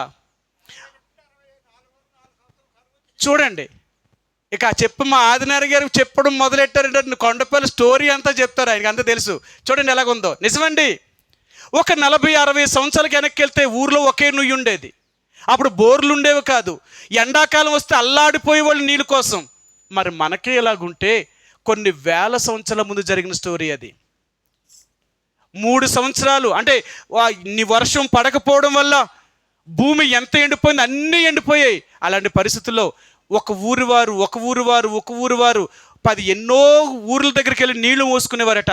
అలాంటి కష్టమైన పరిస్థితుల్లో ఏ విధవరాల దగ్గరికి వెళ్ళి అడిగాడు, అమ్మా కొన్ని నీళ్ళు ఇస్తావా? బాబు తాగడానికి మాకే గుక్కుడు నీళ్ళు లేవు, మేమెక్కడి నుంచి తెచ్చేస్తామయ్యా, భయంకరమైన కరువులో ఉన్నాం, ఆహారమే లేదు, నీళ్లు కూడా దొరుకుతా లేదు, కాబట్టి నా దగ్గర ఏం నీళ్ళు లేవని చెప్పలేదా? అలాగనలేదు. అయ్యా నేను నీకు నీళ్లు తెచ్చిస్తాను అన్నది. ఇంకో మాట అడిగాడు, అమ్మా నువ్వు వెళ్తున్నావు కదా, నేను చాలా రోజుల నుంచి ఏమీ తినలేదమ్మా, నీ దగ్గర ఏమైనా ఉంటే ఒక రొట్టె వేసుకొని ఆ రొట్టె తీసిరా, నేను తింటాను, ఆకలితో ఉన్నాను అని అడిగాడు. అప్పుడు ఏమందామే? తినడానికి మాకే లేకపోతే నీకెక్కడి నుంచి పెడతామయ్యా అన్నదా? మనమైతే అలాగే చెప్తాం, మన దగ్గర ఉండి కూడా చెప్తున్నాం ఈ రోజుల్లో. లేకపోతే కాదు, లేకపోతే నిజంగా దేవుడు తెలుసు. నీ దగ్గర లేకపోయిందనుకో, లేదనుకోండి, దేవుడు చూడ్డా నిజంగా లేదు నా బిడ్డ దగ్గర, అందుకే నీకు చేయలేదని. కానీ ఈ రోజుల్లో మనం ఎలా ఉన్నాం తెలుసా? ఉండి కూడా మనం చేస్తలేదు. మన చేతులు అలాంటివి తెలుసా? మన ఇచ్చే చేతులు కాదు, మన పుచ్చుకునే చేతులు. బైబిల్లో ఒక మాట అంటాడు, ఏమంటే తెలుసా? నీకు ఆశీర్వాదం ఎక్కడ పోయిందో తెలుసా? మనందరం ఎలాంటి వాళ్ళం తెలుసా? ఒకళ్ళు ఇస్తే తీసుకునేవాళ్ళు. మనం తీసుకునే చేతులే కాబట్టి మనం అభివృద్ధి చెందలేదు, దీవించబడలేదు. బైబిల్ అంటాడు కదా, పుచ్చుకునే చేతులు ధన్యమా, ఇచ్చే చేతులు ధన్యమా? అమ్మా ఇచ్చే చేతులే ధన్యమట. ఎంత చక్కగా చెప్పారో నోటితోటి. మనం ఇస్తామా? చెప్పడం మాట అయితే మాత్రం ఎంత చక్కగా చెప్తామో, ఇచ్చే చేతులే ధన్యమట. ఎంత ఇస్తున్నారమ్మా? మీ దేవుడికి మీరు ఎంత ఇస్తున్నారు తల్లి? అర్థమైందా? నువ్వు దేవుడి భాగాన్నే దేవుడికి ఎత్తలేదు, ఎవరిదో అక్కర్లేదు. దేవుడు నీకు ఇచ్చిన దాంట్లోనే నువ్వు దేవుడికి ఇవ్వకపోతే నీకెక్కడ ఆశీర్వాదం? ఈరోజు నువ్వు బాగుండొచ్చేమో, కానీ కొంతకాలానికి ఏమవుతుందో తెలుసా? నీ వేరు కుళ్ళిపోతుంది అన్నమాట. క్రీస్తులో ఉన్న విశ్వాసము చచ్చిపోద్ది. అందుకని వేరు అనేది విశ్వాసం అట, నమ్మకం అట. నీకు దేవుడి మీదే నమ్మకం లేనప్పుడు ఇక నీకెక్కడుంది విశ్వాసం? ఇప్పుడు బాగుండొచ్చు, కానీ ఒక్కొక్కడికి ఏమైపోతుంది తెలుసా? నువ్వు దేవుడి మీద ఆధారపడలేదు కాబట్టి ఒకరోజు నువ్వు ఎండిపోతావు అంతే. జాగ్రత్త. ఈరోజు దేవుడు ఎందుకు ఇలా మాట్లాడుతున్నాడు తెలుసా? నిజంగా నిన్ను దీవించాలనుకున్నాడు దేవుడు, నిన్ను ఆశీర్వదించాలనుకున్నాడు. అందుకన్నాడు యథార్థవంతుల యొక్క ఇల్లు ఆశీర్వదించాలనుకున్నాడు ఆయన. ఎలాగ ఆశీర్వదిస్తాడు తెలుసా? వారి ఇంట ఎప్పుడు కలిమియు సంపదయు ఉంటుందట. దేవుడు నమ్ముకున్న వారి అందరి ఇంట్లని కూడా దేవుడు ఎప్పుడు సమృద్ధితోటే ఉండాలని చూస్తున్నాడు. దేవుడు నీకు ఎప్పుడు ఇచ్చేవారిగా ఉండాలని చూస్తున్నాడు దేవుడు. కానీ మనం ఎలాగున్నాం తెలుసా? మన బుద్ధి మారకపోవడం వల్ల మన దరిద్రం మనం వదులుతలేదు. అందుకనే ఎప్పుడు ఒకరి దగ్గర నుంచి మనం తీసుకునేవారిగానే ఉన్నామే తప్ప, ఒకరు ఇస్తే ఒకరు తీసుకునే వాళ్ళగా ఉన్నాం తప్ప, ఒకరికి పెట్టేవారిగా మనం ఎందుకు లేమంటే ఇందుకే లేం. మనం దేవుని కోసం మనం యథార్థంగా జీవిస్తున్నామా? దేవుళ్ళో నమ్మకంగా జీవిస్తున్నామా? అందుకన్నాడు, యెహోవా యందు భయభక్తులు గల వారులారా, నేను చెప్తున్న మాట ఆలకించండి. నేను చిన్నవాడునై ఇంటిని, ఇప్పుడు ముసలివాడునయ్యాను, కానీ దేవుని నమ్ముకున్న దేవుని బిడ్డలనేవారు ఎప్పుడు ఎక్కడ అడుగుకొనిటేనను భిక్షమెత్తుటేనను నేను చూచి ఉండలేదు. నేను ఎప్పుడు దావీదట చిన్నప్పటి నుంచి ముసలివాడయ్యేదాకా చూశాడట దేవుని బిడ్డలు అన్నవారు ఎక్కడైనా అడుక్కునే వాళ్ళు ఉన్నారా అని. కానీ ఎక్కడ ఈయనకి, మన చూడండి, మన ఏ ఊరు వెళ్ళినా అడుక్కునే వాళ్ళు ఎక్కువ ఉన్నారు. ఎవరంటే యేసుబాబు నమ్ముకునే వాళ్ళు లేనోళ్ళు. ఎక్కడికి వెళ్ళినా యేసుబాబులే అడుక్కున్నావు, యేసుప్రభుని నమ్ముకున్న వాళ్ళే లేనోళ్ళు. మనం ఎలాగున్నాం తెలుసా? మనం లేనోళ్ళుగా ఉన్నామంట. నిజంగా మనం లేనోళ్ళమా? నువ్వు దేవుడిని నమ్ముకుంటే నువ్వు ఐశ్వర్యవంతుడి బిడ్డవే. నీ దేవుడు రాజు, నువ్వు కూడా రాజువే.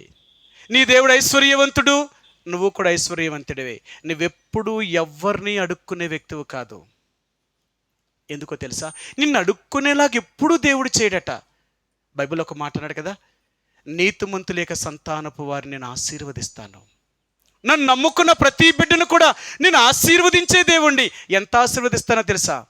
అబ్రహాముతో దేవుడు ఆశీర్వదించాడు. అబ్రహమా, నువ్వు నా మాట విని నేను చెప్పినట్లుగా నువ్వు చేస్తే నేను నిత్యము ఆశీర్వాద కారణంగా చేస్తాను అన్నాడు. ఆదికాండము 12వ అధ్యాయము 2వ వచనం అండి.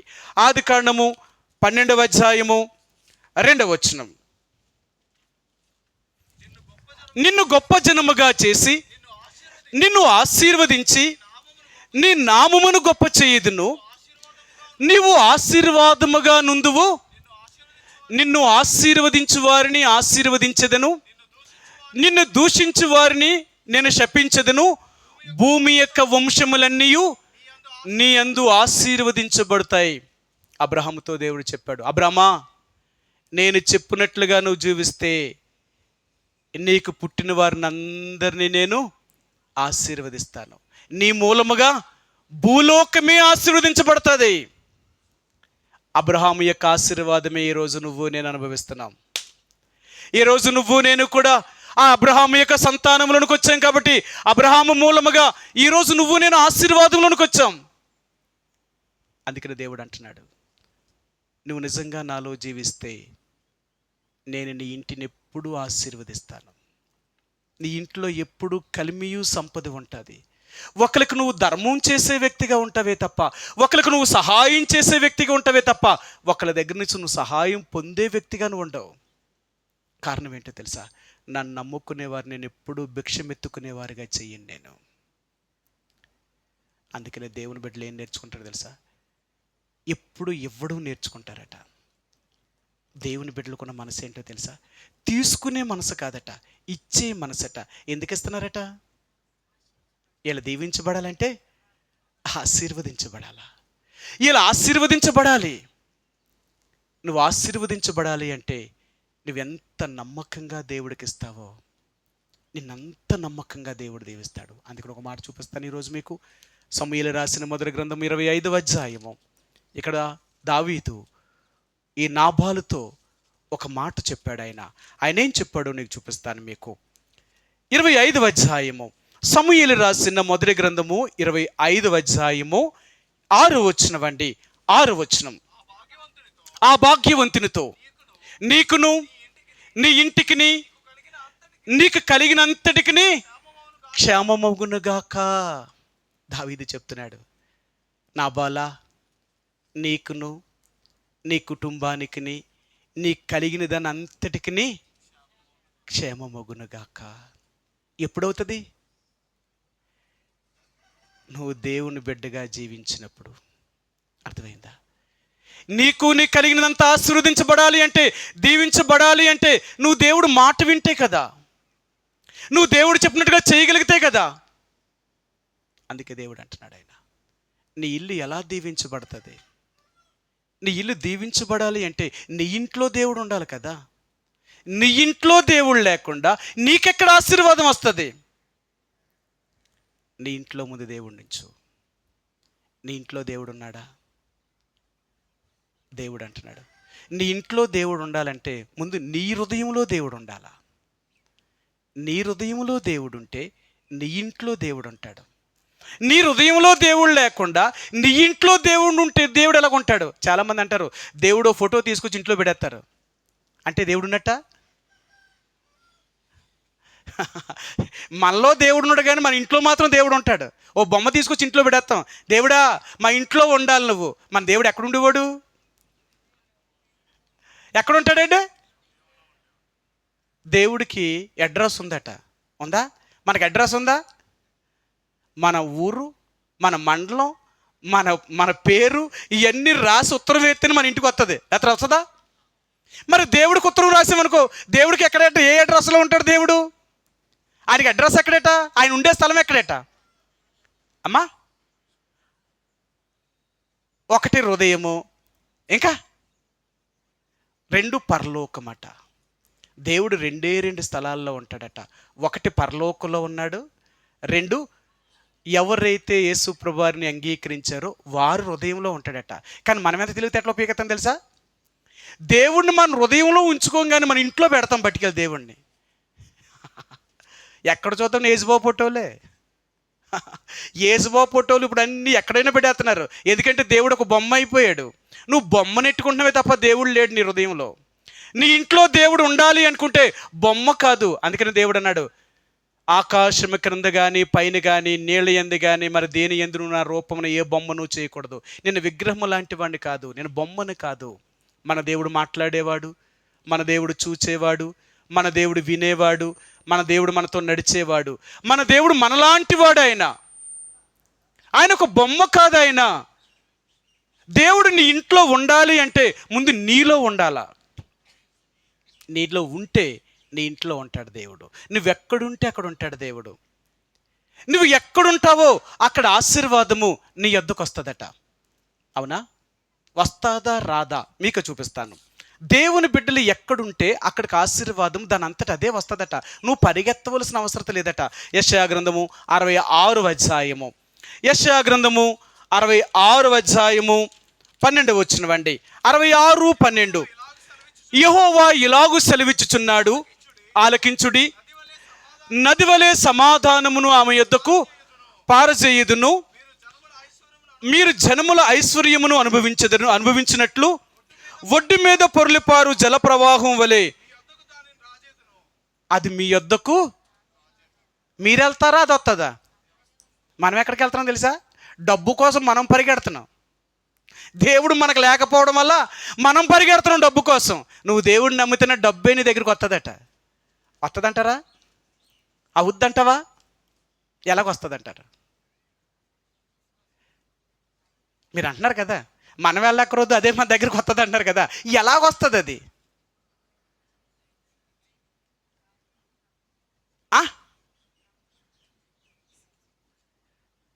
నా మాట అర్థమైంది కదా? మీ అందరికి అర్థమైందా? నువ్వు యేసు ప్రభువుని ఎప్పుడైతే నమ్ముకుంటావో నువ్వు డబ్బు కోసం పరిగెట్టడం కాదట, ఆ డబ్బే నీ దగ్గరికి వస్తుందట. ఎప్పుడు వస్తుంది?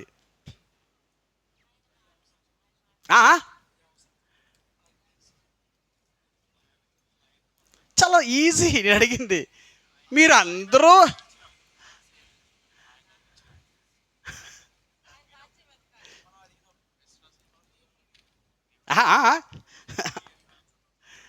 చూసారా, నేను చెప్పకుండా పోదు, మీరే చేస్తారు. నేను మౌనంగా ఉంటే మీరు ఎంత బోధ చేస్తారో తెలుసా? ఎన్ని చెప్తున్నారో చూడండి. ఎందుకు వస్తుంది తెలుసా? ఆ డబ్బును సృష్టించిన వాడే నీతో ఉంటే అదే నీ దగ్గరికి వస్తుందట. దాన్ని సృష్టించినాడు ఎవరు? ఆయన. దాన్ని సృష్టించిన వాడే నీ దగ్గర ఉంటే ఇప్పుడు అది నీ దగ్గరికి వస్తుందా రాదా? మ్యాగ్నెట్ పెట్టామనుకో, ఇనుము ఎక్కడున్నా లాగేసుకుంటుందట. అదేనా? అయస్కాంతం ఎక్కడ ఆడతామో అక్కడ ఇనుము ఎక్కడుంటే అక్కడ లాగేసుకుంటూ ఉండదట. ఏమంటారు? దానికి దీనికి దగ్గర సంబంధం అంట. ఈ మ్యాగ్నెట్, ఈ అయస్కాంతం ఎక్కడి నుంచి వచ్చిందట? ఇనుములో నుంచే వచ్చిందట. ఆ లోహము ఈ లోహము ఒకటేనంట, కానీ వేరే అయ్యింది అంతే, వేరు చేశారు దాని అంతే.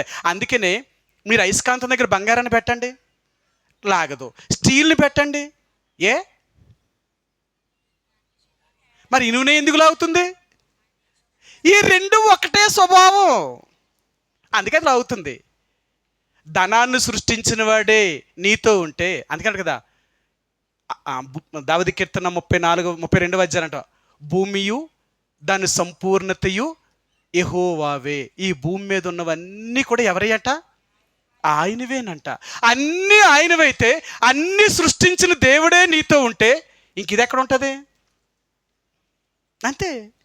యేసు ఎక్కడ ఉంటాడో అక్కడ సమృద్ధి ఉంటుందట. యేసు ఎక్కడ ఉంటాడో అక్కడ అన్ని సమస్యలు తీరతాయట. మన బతుకులో దేవుడు లేడు, అందుకే మనకి ఈ బాధలన్నీ. అర్థమైందా? మన బ్రతుకులో దేవుడు ఉంటే, మనలో దేవుడు ఉంటే ఐశ్వర్యం అనేది నువ్వు కష్టపడకుండానే దేవుడు నీకు తెచ్చేస్తాడట. ఎలాగిస్తాడంటావా? నేను అడిగాను ఒక ఆమెని, బాగా ముసలమ్మ అన్నమాట. అమ్మగారు, ఎలా బతుకుతున్నారు మీరు? ఇప్పుడు కొడుకులు వదిలేశారు, పిల్లలందరూ దూరం వెళ్ళిపోయారు ఏంటంటే, నాకేటి బాబు రాజాలా బతుకుతున్నాను నేను అన్నది.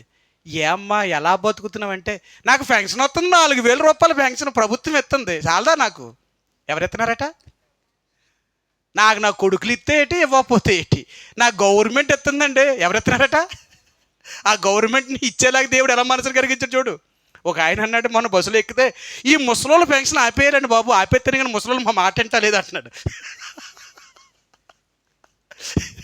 ఇప్పుడు ముసలోళ్ళకి పెన్షన్ ఆపేస్తానంట, మాట వింటారట. ఎవరి మాట వింటలేదులో? మా మాట వింటలేదు. అమ్మ రా తీసుకెళ్తామంటే, నేను రాను నా పెన్షన్ పోద్ది అంటుంది. నాన్న రారమ్మాతో ఉంది, నేను రాను నా పెన్షన్ పోద్ది అంటుంది. అసలు మా దగ్గరికి వస్తలేదు నువ్వు రమ్మన్నా. వీళ్ళకి గవర్నమెంట్ పాడు చేస్తుంది. ఈ పెన్షన్ తీసి పారితే ముసలోళ్ళందరూ ఏం చేస్తారట? అప్పుడు తీసుకెళ్ళి ఏం చేస్తారు వీళ్ళని? ఆలస్యమండి, మా ఇంట్లో కాపలా కదా, మా పిల్లలకి, మా ఇంట్లో కడగడానికి, మా ఇల్లు హోలీ గుమ్మలు ఎందుకట? ఇలా సుఖపెడతారు తీసుకెళ్ళి. వాళ్ళకన్నీ తెలుసు. అందుకని వీళ్ళు బాధపడతా ఉంటే ప్రభుత్వం వీళ్ళ మీద కనికరించి వీళ్ళకి పెన్షన్ పెట్టిందట. ఈ మనసు ఎవరు ఇచ్చారు? ఆయన ఇచ్చారు, చూసావా? అదట దేవుడట. ప్రభుత్వాలు, రాజ్యాలు, అధికారాలన్నీ దేవుడి చేతిలో ఉన్నాయట. ఎవరికి ఏది ఇవ్వాలో అది ఇచ్చేలాగా చేసేవాడు దేవుడట. నువ్వు దేవుడు మాట వింటా. అప్పుడు చెప్పింది, నాకేడు బాబు 4,000 పెన్షన్ వస్తుంది, 3,000 రూపాయలు ఎంత తిప్పుకొట్టినా సరే నేను వెళ్ళకపోతున్నాను, ఇంకా 1,000 రూపాయలు దాస్తున్నాను నా దగ్గర. ఇప్పుడు నా దగ్గర ఎంత డబ్బు ఉందో తెలుసా? ఒక 50,000 వేసినాయి బాబు వెనకాల నా దగ్గర. బ్యాంకులో ఉంది నా డబ్బు, ఎంత డబ్బు ఉంది నా దగ్గర వెనకాల. నాకేటి అది? నా యేసుబాబు ఎంత మంచోడో బాబు తెలుసా? నన్ను కష్టపడకుండా సుఖపడేలా పెట్టాడు బాబు. అప్పుడంతా కష్టపడ్డాను, పొలం పని, సేను పని, ఆ పని, ఈ పని అని ఎంత పరిగెట్టాను, అప్పుడే రూపాయి మిగిలిది కాదు. ఇప్పుడేమంట, వయసు అయిపోతున్న డబ్బులు దాస్తున్నాను బాబు. ఇది చూసావు నాకు దేవుడు ఎలాగిచ్చాడో? అర్థమైందా? దేవుడు అంటున్నాడు, నువ్వు నా మాట వింటే ఐశ్వర్యం దగ్గరికి నువ్వు పరిగెట్టకరొద్దు, అదే నీ దగ్గరికి వచ్చి చేస్తాడట. ఎలాగిస్తాడట తెలుసా? నువ్వెక్కడికి వెళ్ళినా దేవుడు నిన్ను ఆశీర్వదిస్తాడట. ఎలాగా ఆశీర్వదిస్తాడు? ఎలా తెలుసా? సరే, మీకు ఈ మాట కూడా చూపిస్తాను. ద్వితీయోపదేశకాండము 15వ అధ్యాయము. దేవుడు నిన్ను ఎలాగ ఆశీర్వదిస్తాడు, నీకు ఎలాగ సహాయం చేస్తాడు అనేది మీకు చూపిస్తాను. ద్వితీయోపదేశకాండము 15వ అధ్యాయము 16 వచనమండి. 15:16. అయితే క్షమించు, 16:15. 16:15. నీ దేవుడైన యెహోవా నీ రాబడి అంతటిలోను, నీ చేతి పనులన్నిటిలోను నిన్ను ఆశీర్వదించును గనుక.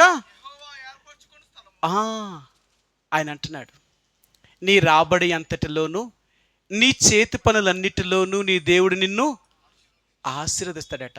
ఆయన ఆశీర్వదించకపోతే మనకేముండదట?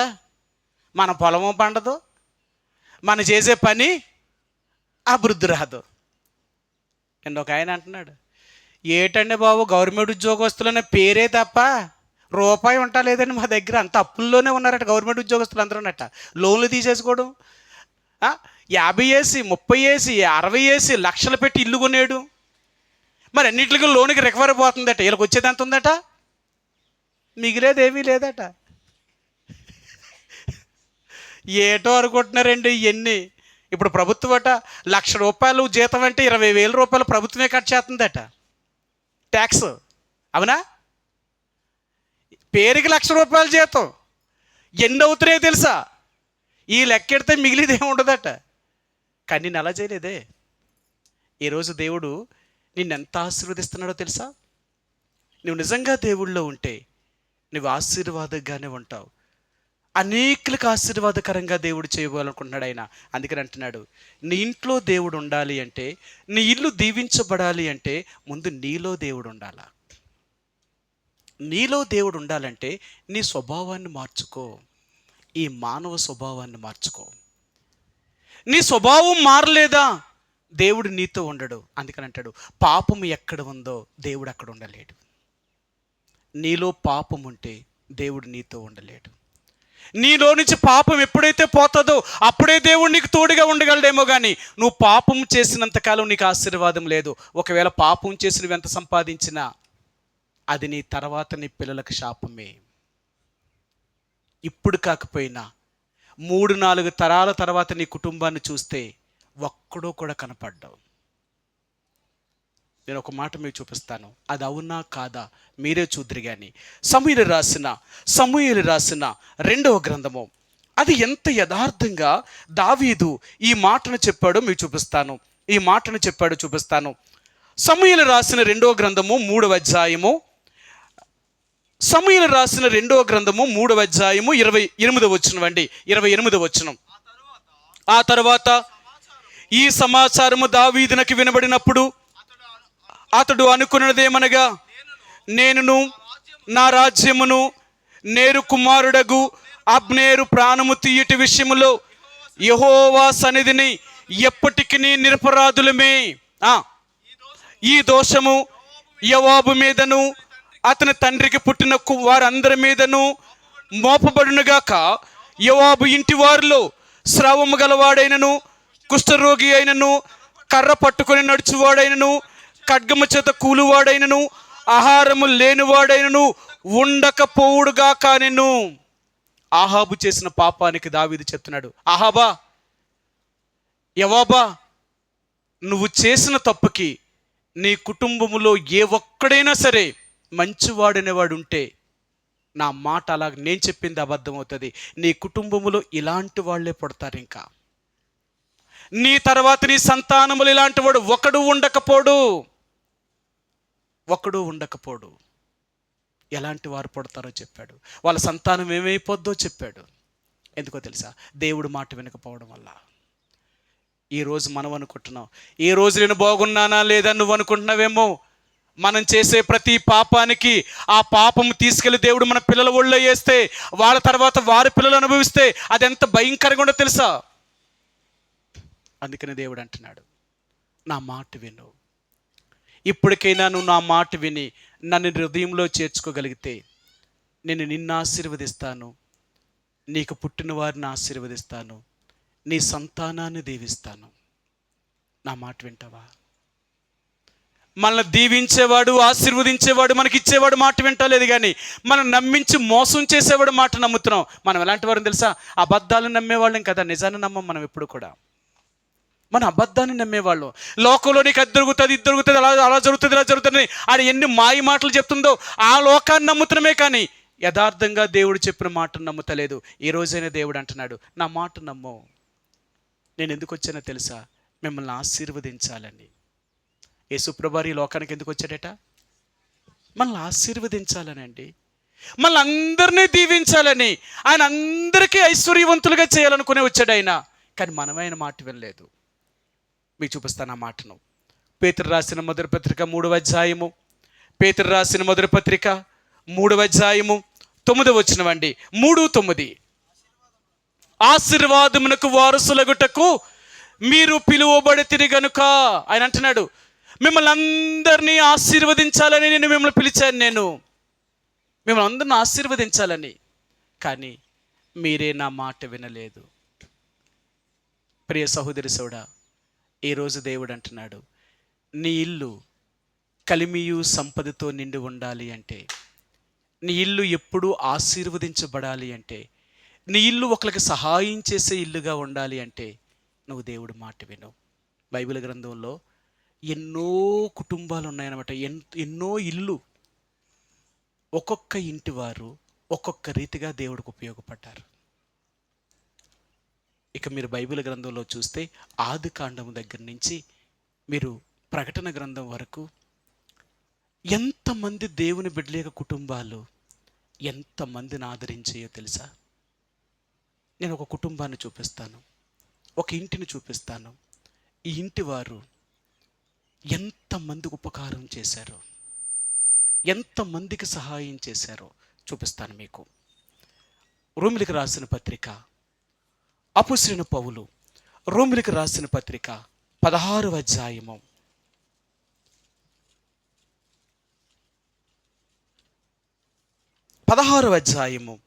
3-4 వచనాలండి. 3-4 వచనాలు.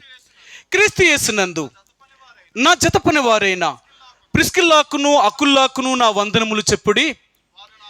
వారు నా ప్రాణము కొరకు తన ప్రాణములను ఇచ్చుడికైనను తెగించిరి, మరియు వారి ఇంటనున్న సంఘమునకు వందనములు చెప్పుడి. నేను మాత్రమే కాదు, అన్యజనుల్లోని సంఘములో ఉన్న వారందరూ వీరికి కృతజ్ఞులై ఉన్నారు. అబ్బా, ఈ అకుల్లా ప్రిస్కిల్లా అనే వారి యొక్క కుటుంబం అంట, వారి ఇంట ఒక సంఘం ఉందట. వాళ్ళ ఇంట్లోనే సంఘాన్ని పెట్టారట. అప్పుడు మందిరాలు ఏమీ లేవు, విశ్వాసుల ఇంట్లోనే మందిరాలు, వారింట్లోనే సంఘం ఉందట. చూడండి, ఆ రోజుల్లో ఎంత సమర్పణ కలిగిన వారో తెలుసా? వారి ఇండ్లను సైతము దేవుడి కొరకు ఇచ్చేశారట. అవునా? మీ అందరికీ తెలుసు కదా, మార్కు సువార్త 2వ అధ్యాయంలో యేసు ప్రభువారు ఒక ఇంట్లో వాక్యం చెప్పడానికి వెళ్ళాడట. ఆయన వాక్యం చెప్పడానికి ఒక ఇంట్లోకి వెళ్ళాడట. ఆ ఇంట్లో యేసు ప్రభువారు నిలబడి వాక్యం చెప్తుంటే గది నిండిపోయిందంట, హాల్ నిండిపోయిందట, వరండా నిండిపోయిందట, ఇల్లంతా మనుషులతో నిండిపోయిందట. అవునా? ఒక మంచంతో పక్షవాయువు గల ఒక మనుషుణ్ణి మోసుకొచ్చారట. ఇప్పుడు యేసుప్రభువారి దగ్గర తీసుకెళ్దామని, యేసుప్రభువారి దగ్గర తీసుకురావాలంటే ఇల్లంతా మనుషులే ఉన్నారు. మరి ఇప్పుడు ఎలాగా? వీళ్ళు ఏం చేశారో తెలుసా? ముందు ఇల్లు ఎక్కి ఇంటి మీద ఉన్న పెంకులన్నీ తీసేశారట. ఒప్పుకుంటారండి ఆ ఇంట్లో? ఇప్పుడు మన రూతమ్మ గారు అంటే పెద్ద రూతమ్మ గారు, మన ఇల్లు డెడికేషన్కి వచ్చాం, అమలా కిటికీ తీసేస్తామంటే ఏమంటది? ఏటి బాబు కిటికీ తీసేస్తారా? మా అబ్బాయి ఏలేసరి నుంచి అంత కష్టపడి పంపించి తెప్పించి మేతులతో పెట్టించి ఇన్ని కష్టాలు పెడితే మీరు ఏం చేస్తారు? కిటికీ తెస్తారా? మళ్ళీ అలా చెప్పక బాబు, మా ఇంటికి కూడా రావద్దంటది. ఇంకా ఎవరైనా అంటారు, మా పెద్ద రూతమ్మ గారు నేటి మీరు అనరా? ఏదో ఆమంటే మామూలుగానే ఉన్నది, మా అమ్మ మంచిది కాబట్టి అన్న నా పేరెట్టి. అదే మిమ్మల్ని అంటేనా నా పని ఏదో చూస్తారు మీరు. చూసారా? కానీ వాళ్ళు ఏం చేశారట? ఆ ఇల్లు ఎక్కి పెంకులు తీస్తే దూలాలు కొయ్యొద్దా? మరి ఆ ఇంటోళ్ళు వచ్చేమన్నారు కదా, ఓయ్ మా ఇల్లు ఎక్కి ఇంటి పీకుతున్నారటే బాబు ఆగండి అని చెప్పాలా? వాళ్ళేమన్నారట? ఏమన్నా చేసుకొని మా ఇల్లు ఏమైపోయినా పర్లేదు, అది ఎవరి కొరకు వాడబడాలా? దేవుని యొక్క మహిమ కొరకు వాడబడితే చాలు. దేవుని మహిమ కొరకు వాడబడితే చాలు.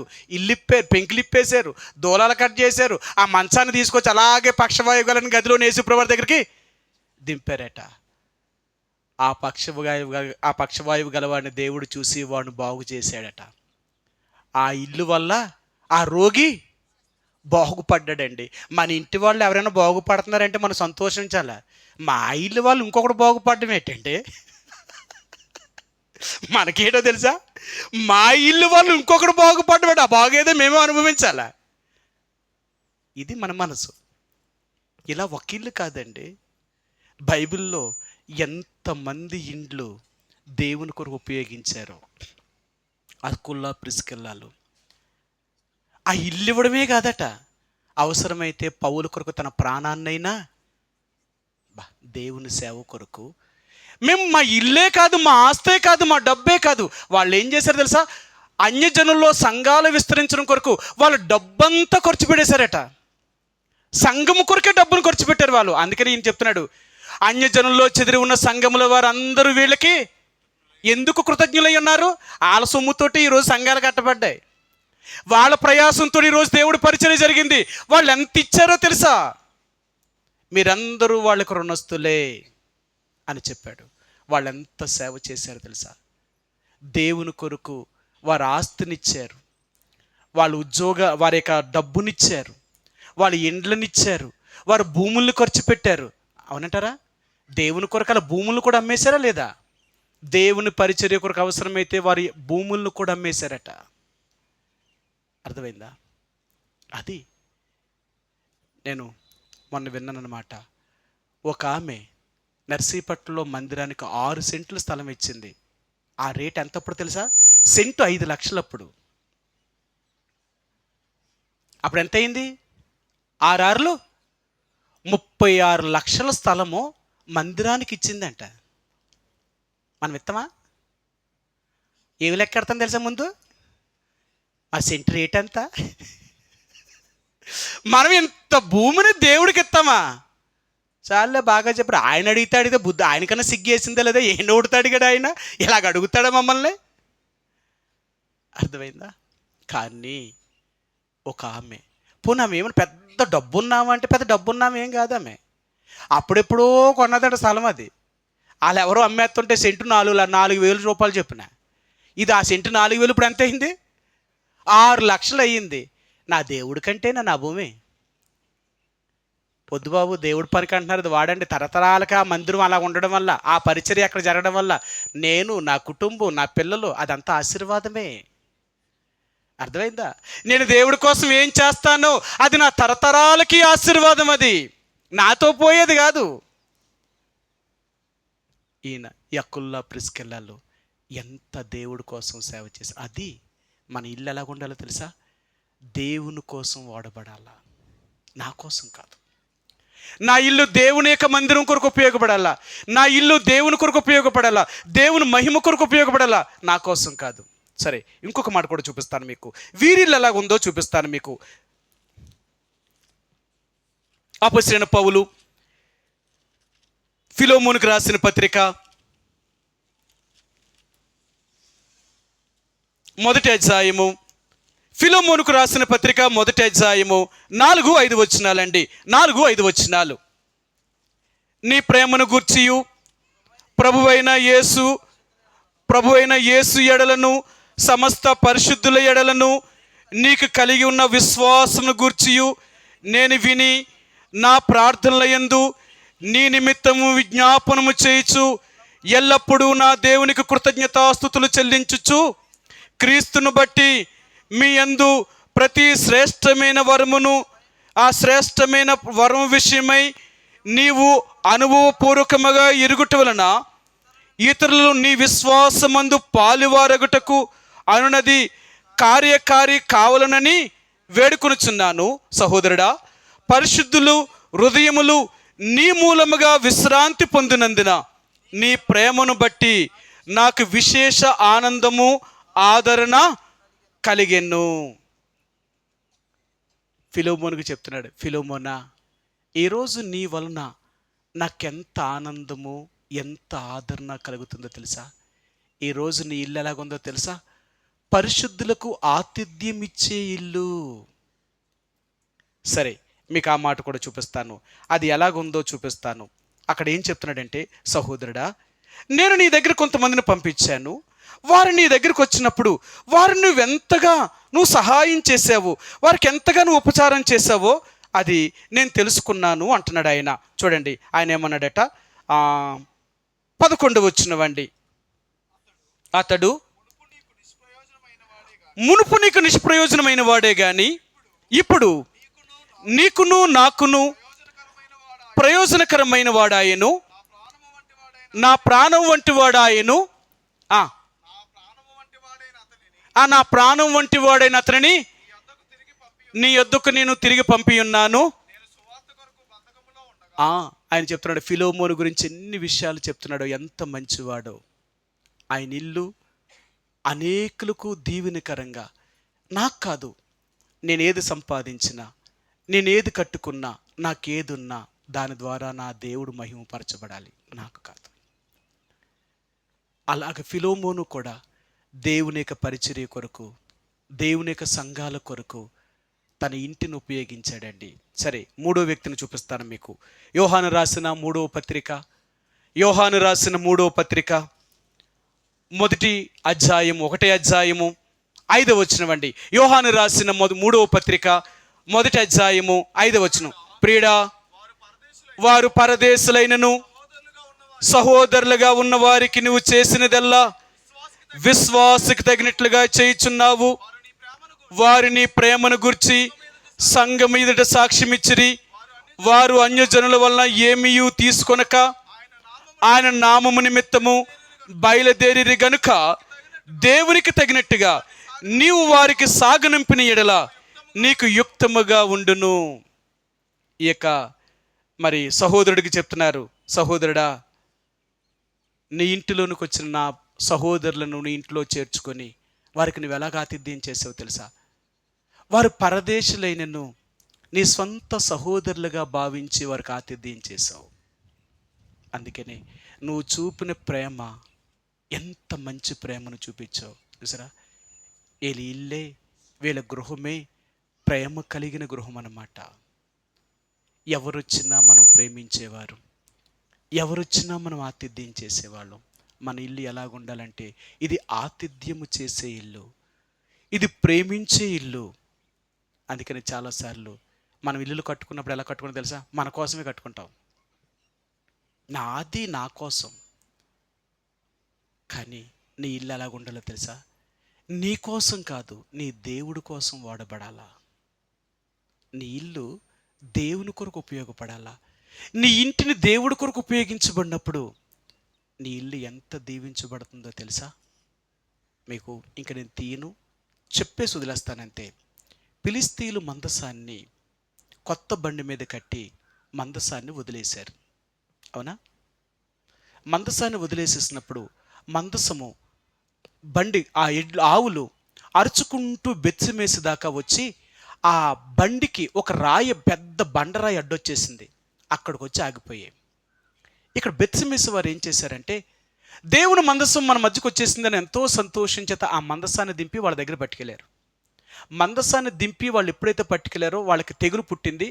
ఆ తెగులు చేత ఎంతోమంది చచ్చిపోయారు, భయపడిపోయారు.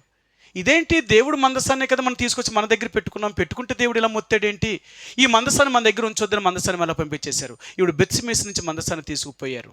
ఎక్కడ పెట్టాలా, ఎవరి దగ్గర ఉంచాలా? ఎవరి దగ్గర ఉంచితే దీన్ని ఎవరు కాపాడుతారు? ఎంత భయమో వాళ్ళకి. ఎవరి దగ్గర ఉంటే వాళ్ళకి భయంకరమైన తెగులు వచ్చేస్తున్నాయి. అప్పుడు తీసుకెళ్ళి అబినాదాబు యొక్క ఇంట్లో పెట్టారు ఈ మందసాన్ని. ఒబేదెదోము యొక్క ఇంట్లో పెట్టారు. మొదట దేవుని మందసము ఒబేదెదోము యొక్క ఇంటిలోనికి వెళ్ళగానే దేవుడు ఒబేదెదోమును ఆశీర్వదించాడట. దేవుని మందసము ఒబేదెదోము యొక్క ఇంట్లోకి ఎప్పుడైతే వెళ్ళిందో అతని ఇల్లు ఆశీర్వదించబడ్డం చూసి దావీదుకు ఒక మనసు పుట్టింది. ఈ మందసాన్ని ఎక్కడ పట్టుకుపోదాం?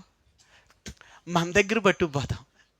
ఈ మందసాన్ని మన దగ్గర పట్టుకుపోతే మనం ఏం చేయబడతాం? మనం ఆశీర్వదించబడతాం. మందసాన్ని పట్టుకుపోవడం ప్రయత్నం చేశాడు. సరే, పట్టుకెళ్తూ ఉంటే ఇడ్లీకి కాలు జారిపోయేలాగా చేశాడు. ఆ మందసం పడిపోతుంటే ఉజ్జా మందసాన్ని ఆపాడు. ఆ పట్టుకోవడం వల్ల ఉజ్జా చచ్చిపోయాడు. ఇప్పుడు ఈ మందసాన్ని ఎక్కడ పెట్టాలా అని మళ్ళీ ఆలోచించి ఒబేదెదోములో ఉన్న మందసాన్ని ఇప్పుడు అబినాదాబు యొక్క ఇంట్లోకి తీసుకొచ్చి పెట్టారు. అబినాదాబు యొక్క ఇంట్లో ఒక మందసం వెళ్ళగానే వారింటిని దేవుడు ఆశీర్వదించాడు. ఇప్పుడు వీరిల్లో ఆశీర్వదించబడుతుంది. ఇదేంటి, మరలా మందసాన్ని పట్టుకుపోవాలనుకున్నాడు. ఆఖరికి దావీదు మందసాన్ని పట్టుకుపోయేదాకా నిద్రపోలేదు, పట్టిపోయాడు. తన కోట అయిన సియోను కోటలోనికి దేవుని మందసాన్ని పట్టుకుపోయాడు ఆయన. ఎందుకు? అది అందుకని అంటాడు దావీదు, ప్రభువా, నీ ఆశీర్వాదము నుండి నా కుటుంబము నిత్యము ఆశీర్వదించబడాలి. ఎప్పుడు ఆశీర్వదించబడతాం? నీ మందసము ఉన్నప్పుడు, నీ సన్నిధి ఉన్నప్పుడు, నువ్వున్నప్పుడు దీవించబడతాం. మనం ఎలా దీవించబడాలనుకుంటాం? నువ్వు అక్కర్లేదు, కానీ మాకు ఇచ్చేవలసిన మాత్రం ఇచ్చేయి. మనకెవరొద్దు? ఇచ్చేవాడు వద్దు. ఇప్పుడు అంతే కదా, అందరూ భార్యలు అందరూ భర్తలకు విడాకులు ఎత్తున్నారట. అందరూ నాకు మన వాళ్ళు చెప్తున్నారు పిల్లలు, డాడీ ఈ రోజుల్లో ఆడవాళ్ళు అసలు నమ్మకూడదు, పెళ్ళే వద్దు మాకు అన్నారు. అదేరా అంత మాట అన్నారంటే వాళ్ళు అంటున్నారు, అమ్మ బాబోయ్ మీరు ఏదో అనుకుంటున్నారు, ఈ రోజు ఆడవాళ్ళు మంచోళ్ళు కాదు బాబోయ్ అన్నారు. ఏట్రా మీకు అంత భయం అంటే, అలా క్రికెటర్ ఉన్నాడు, క్రికెట్ ఆడేవాడు పలానా వాడు పెళ్లి చేసుకున్నాడు. పెళ్లి చేసుకున్న సంవత్సరానికి అలా ఆవిడ విడాకుల కాగితం పంపించింది. ఆడికి పంపించి ఎన్ని కోట్లు వేసిందో తెలుసా భరణం? ఇన్ని కోట్లు వేసింది. ఆడ ముందే తెలివితేటలు ఉపయోగించి ఆస్తి అంతా అమ్మ పేరు మీద రాసేసాడు. ఆ విషయం దీనికి తెలియదు. ఆస్తి అంతా ఈడి పేరు మీద ఉందని ఈడు పెళ్లి చేసుకుంది నమ్మించి ఆస్తి పట్టిపోతామని. కానీ కోర్టులో కేసు వేసిన తర్వాత తెలిసింది ఆస్తి ఎవరి పేరు మీద ఉందంటే అమ్మ పేరు మీద ఉందంట. కోర్టులో ఏమన్నా దగ్గర ఏమీ లేదని ఏమన్నది జప్తీ చేసుకోండి అన్నాడు. ఆడ పేరు మీద ఏమీ లేదు. ఇప్పుడు ఏమంటుంది? దయదలిచి ఏదోటి ఇమ్మనండి బాబు, నేను బతకాలి కదా, మరి నేను ఎలా బతుకుతాను? ఎందుకు పెళ్లి చేసుకుందట? ఈరోజు పెళ్ళిళ్ళు ఎలా వాళ్ళకి ఎంత ఆస్తి, నేను వెళ్తే నన్ను పెంచుతారా, నన్ను చూడరా, ఇవన్నీ చూసుకొని పెళ్లి చేసుకుంటున్నారు. ఎందుకు? రేపు విడిపోతే మనకు రావాలి కదా, మనకు రావాల్సిందంతా మనకు వచ్చేయాల. ఇదట. అది అర్థమైందా? ఈరోజు దేవుడు అంటున్నాడు, నేనుంటే నీకు ఆశీర్వాదం, నేను లేకుండా, భర్త లేకుండా మాత్రం భర్త ఆస్తి అనిపించేయాలట. అర్థమవుతా? ఈ రోజులో తెలివితేటలు లేకుండా భర్త ఉండకూడదట, కానీ భర్త ఆస్తి మాత్రం కావాలట. అది చెల్లుతుంది అంటారా? ఈరోజు చెల్లుతుందా లేదా? ఇలాగ ఉంది మరి లోకం. మరి మనం దేవుడి దగ్గర కూడా ఇదే కదా, దేవుడా నువ్వు లేకపోయినా పర్లేదు కానీ మమ్మల్ని మాత్రం ఆశీర్వదించు తండ్రి, మమ్మల్ని మాత్రం దీవించు తండ్రి. ఎంత తెలివైన దేవుడు అంటాడు, నేను లేకుండా నువ్వు ఆశీర్వదించబడ్డు, నేనుంటేనే నీకు దీవెన. అర్థమైందా? ఈ రోజైనా యేసు ప్రభువారిని కలిగి ఉన్నావా? యేసు ప్రభువారిని నీ హృదయంలో కలిగి ఉంటే నీ ఇంట్లో ఉంటాడు దేవుడు. నీ ఇంట్లో దేవుడు ఉంటే నీ ఇల్లు ఆశీర్వదించబడుతుంది. నీ ఇంట్లో ఏది తక్కువ కాదు. అర్థమైందా? అందుకన్నాడు, యేసు ప్రభువారిని ఎప్పుడైతే నువ్వు నమ్ముకుంటావో, యేసు ప్రభువారిని యథార్థంగా ఆయన మాట విని ఆయన సేవించగలుగుతావో, అంతకాలం నీలో ఉన్న దేవుడు నీ కలిగిన అన్నిటినీ ఆశీర్వదిస్తాడు. అందుకన్నాడు ద్వితీయోపదేశకాండం 16:15 మనం చదివినప్పుడు, నీ చేతి పనులన్నిటిలోనూ నీ రాబడి అంతటిలోనూ నీ దేవుడిని యెహోవా నిన్ను ఆశీర్వదించును గనుక నువ్వు దీవించబడతావు, నువ్వు ఆశీర్వదించబడతావు. నీ ఇల్లు దీవించబడుతుంది, నీ భూమి దీవించబడుతుంది, నీ కలిగిన అన్నీ దీవించబడతాయి. ఈ ఒక్క మాట చూపించి ముగిస్తాను. ఏమేమి దీవించబడతావో చూపిస్తాను నేను నీకు. ద్వితీయోపదేశకాండము 7వ అధ్యాయము. దేవుడు నీతో ఉంటే, దేవుడు నువ్వు కలిగి ఉంటే ఈరోజు నువ్వు ఎలాగ దీవించబడతావు అనేది ఒక్క మాట చూపించి నేను ముగిస్తాను. 7వ అధ్యాయము 13-14 వచనాలండి. ఆయన నిన్ను ప్రేమించి ఆశీర్వదించి అభివృద్ధి చేసి నీకిచ్చదనని నీ పితరులతో ప్రమాణము చేసిన దేశములో నీ గర్భఫలమును, నీ భూఫలమును, నీ సస్యమును, నీ ద్రాక్షారసమును, నీ నూనెను, నీ పశువుల మందలను, నీ గొర్రెల మందలను, నీ మేకల మందలను దీవించును. నీకు కలిగిన వాటన్నిటికీ దీవెన కలుగుతుందట.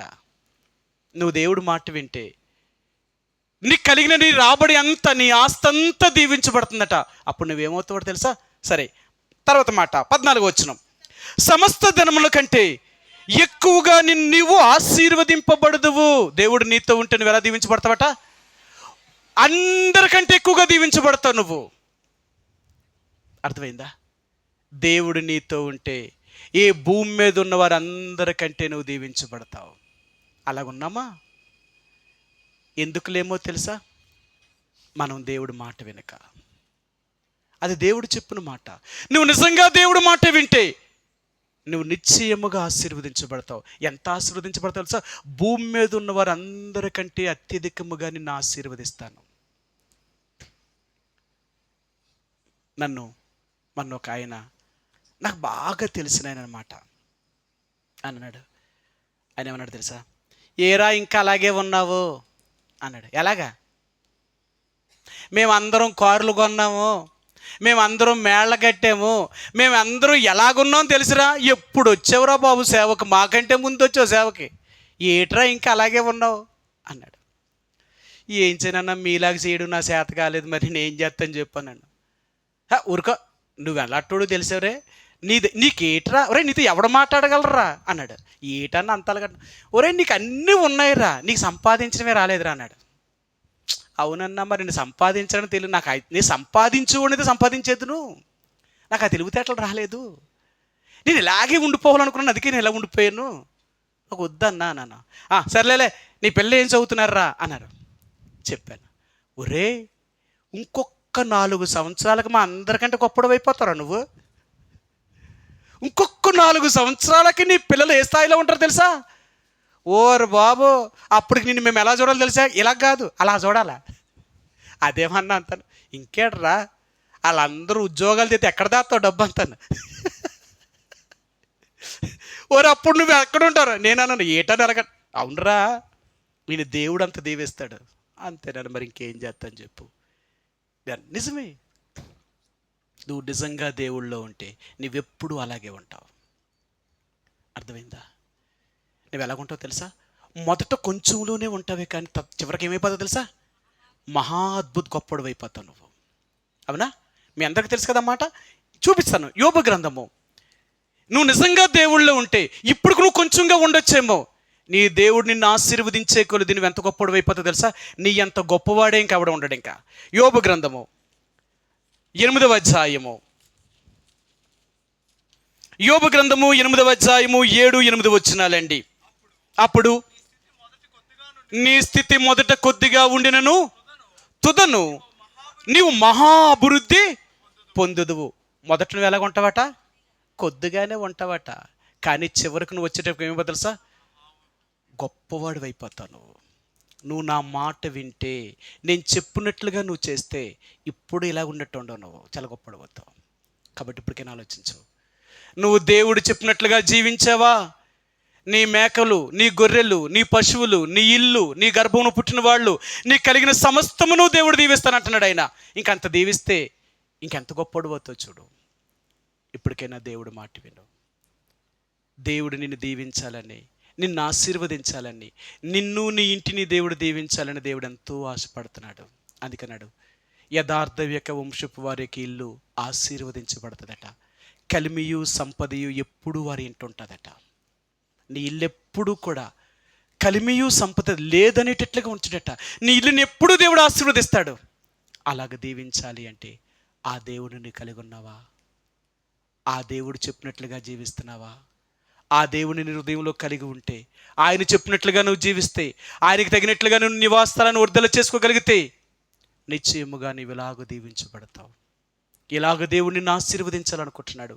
ఆ రీతిగా దేవుడు వీరిని, వీరి కుటుంబాన్ని దేవుడు ఆ రీతిగా ఆశీర్వదించును గాక. మరి చిన్న ప్రార్థన చేసుకుందామండి. ప్రార్థన చేసుకున్న తర్వాత వారి ఇంట్లోనికి వెళదాం. ఆ ఇంట్లో చిన్న ప్రార్థన చేసి ఈ కూడుకును ముగిస్తామండి. ఈ కూడుకును ముగిస్తాం. మా ప్రేమ కలిగిన పరలోకమందున మా తండ్రి, యేసు ప్రభువారి యొక్క పరిశుద్ధమైన ఘనమైన నామములో ఈ మధ్య ఉదయకాల సమయంలో తండ్రి, సోదరుడు ఆదినారాయణ గారు, పెదరు తమ్మ గారిని బట్టి వందనాలు. వారి ఇరువురిని ప్రేమించి వారికి ఇచ్చిన బిడ్డలను బట్టి వందనాలు. తన పెద్ద కుమార్తె రాజేశ్వరి గారిని బట్టి దేవా, రెండవ కుమార్తె సుజాత గారిని బట్టి, మూడవ కుమార్తె జ్యోతి గారిని బట్టి, వారి కుమారుడు దేవా మరి సహోదరు సుకుమారుని బట్టి వందనాలు. వారి ఇరువురిని, వారందరినీ వారికి సంతానము కనికరించి వారి కుటుంబాల్ని మీరు దీవించి ఆశీర్వదించి ప్రభువా, ఈ రోజున భూమి మీద వారిని ఒక ఉన్నతమైన స్థితిలో వారిని ఉంచారు. అందుకు మీకు వందనాలు ప్రభువా. వారు కలిగిన స్థితిని బట్టి కాక, నిన్ను బట్టి సంతోషించేవారిగా, నిన్ను బట్టి ఆనందించేవారిగా వారిని సిద్ధపరచండి. ఈరోజు ఆ స్థితిలో ఉన్నారు అంటే దానికి కారణం మీరే. వారి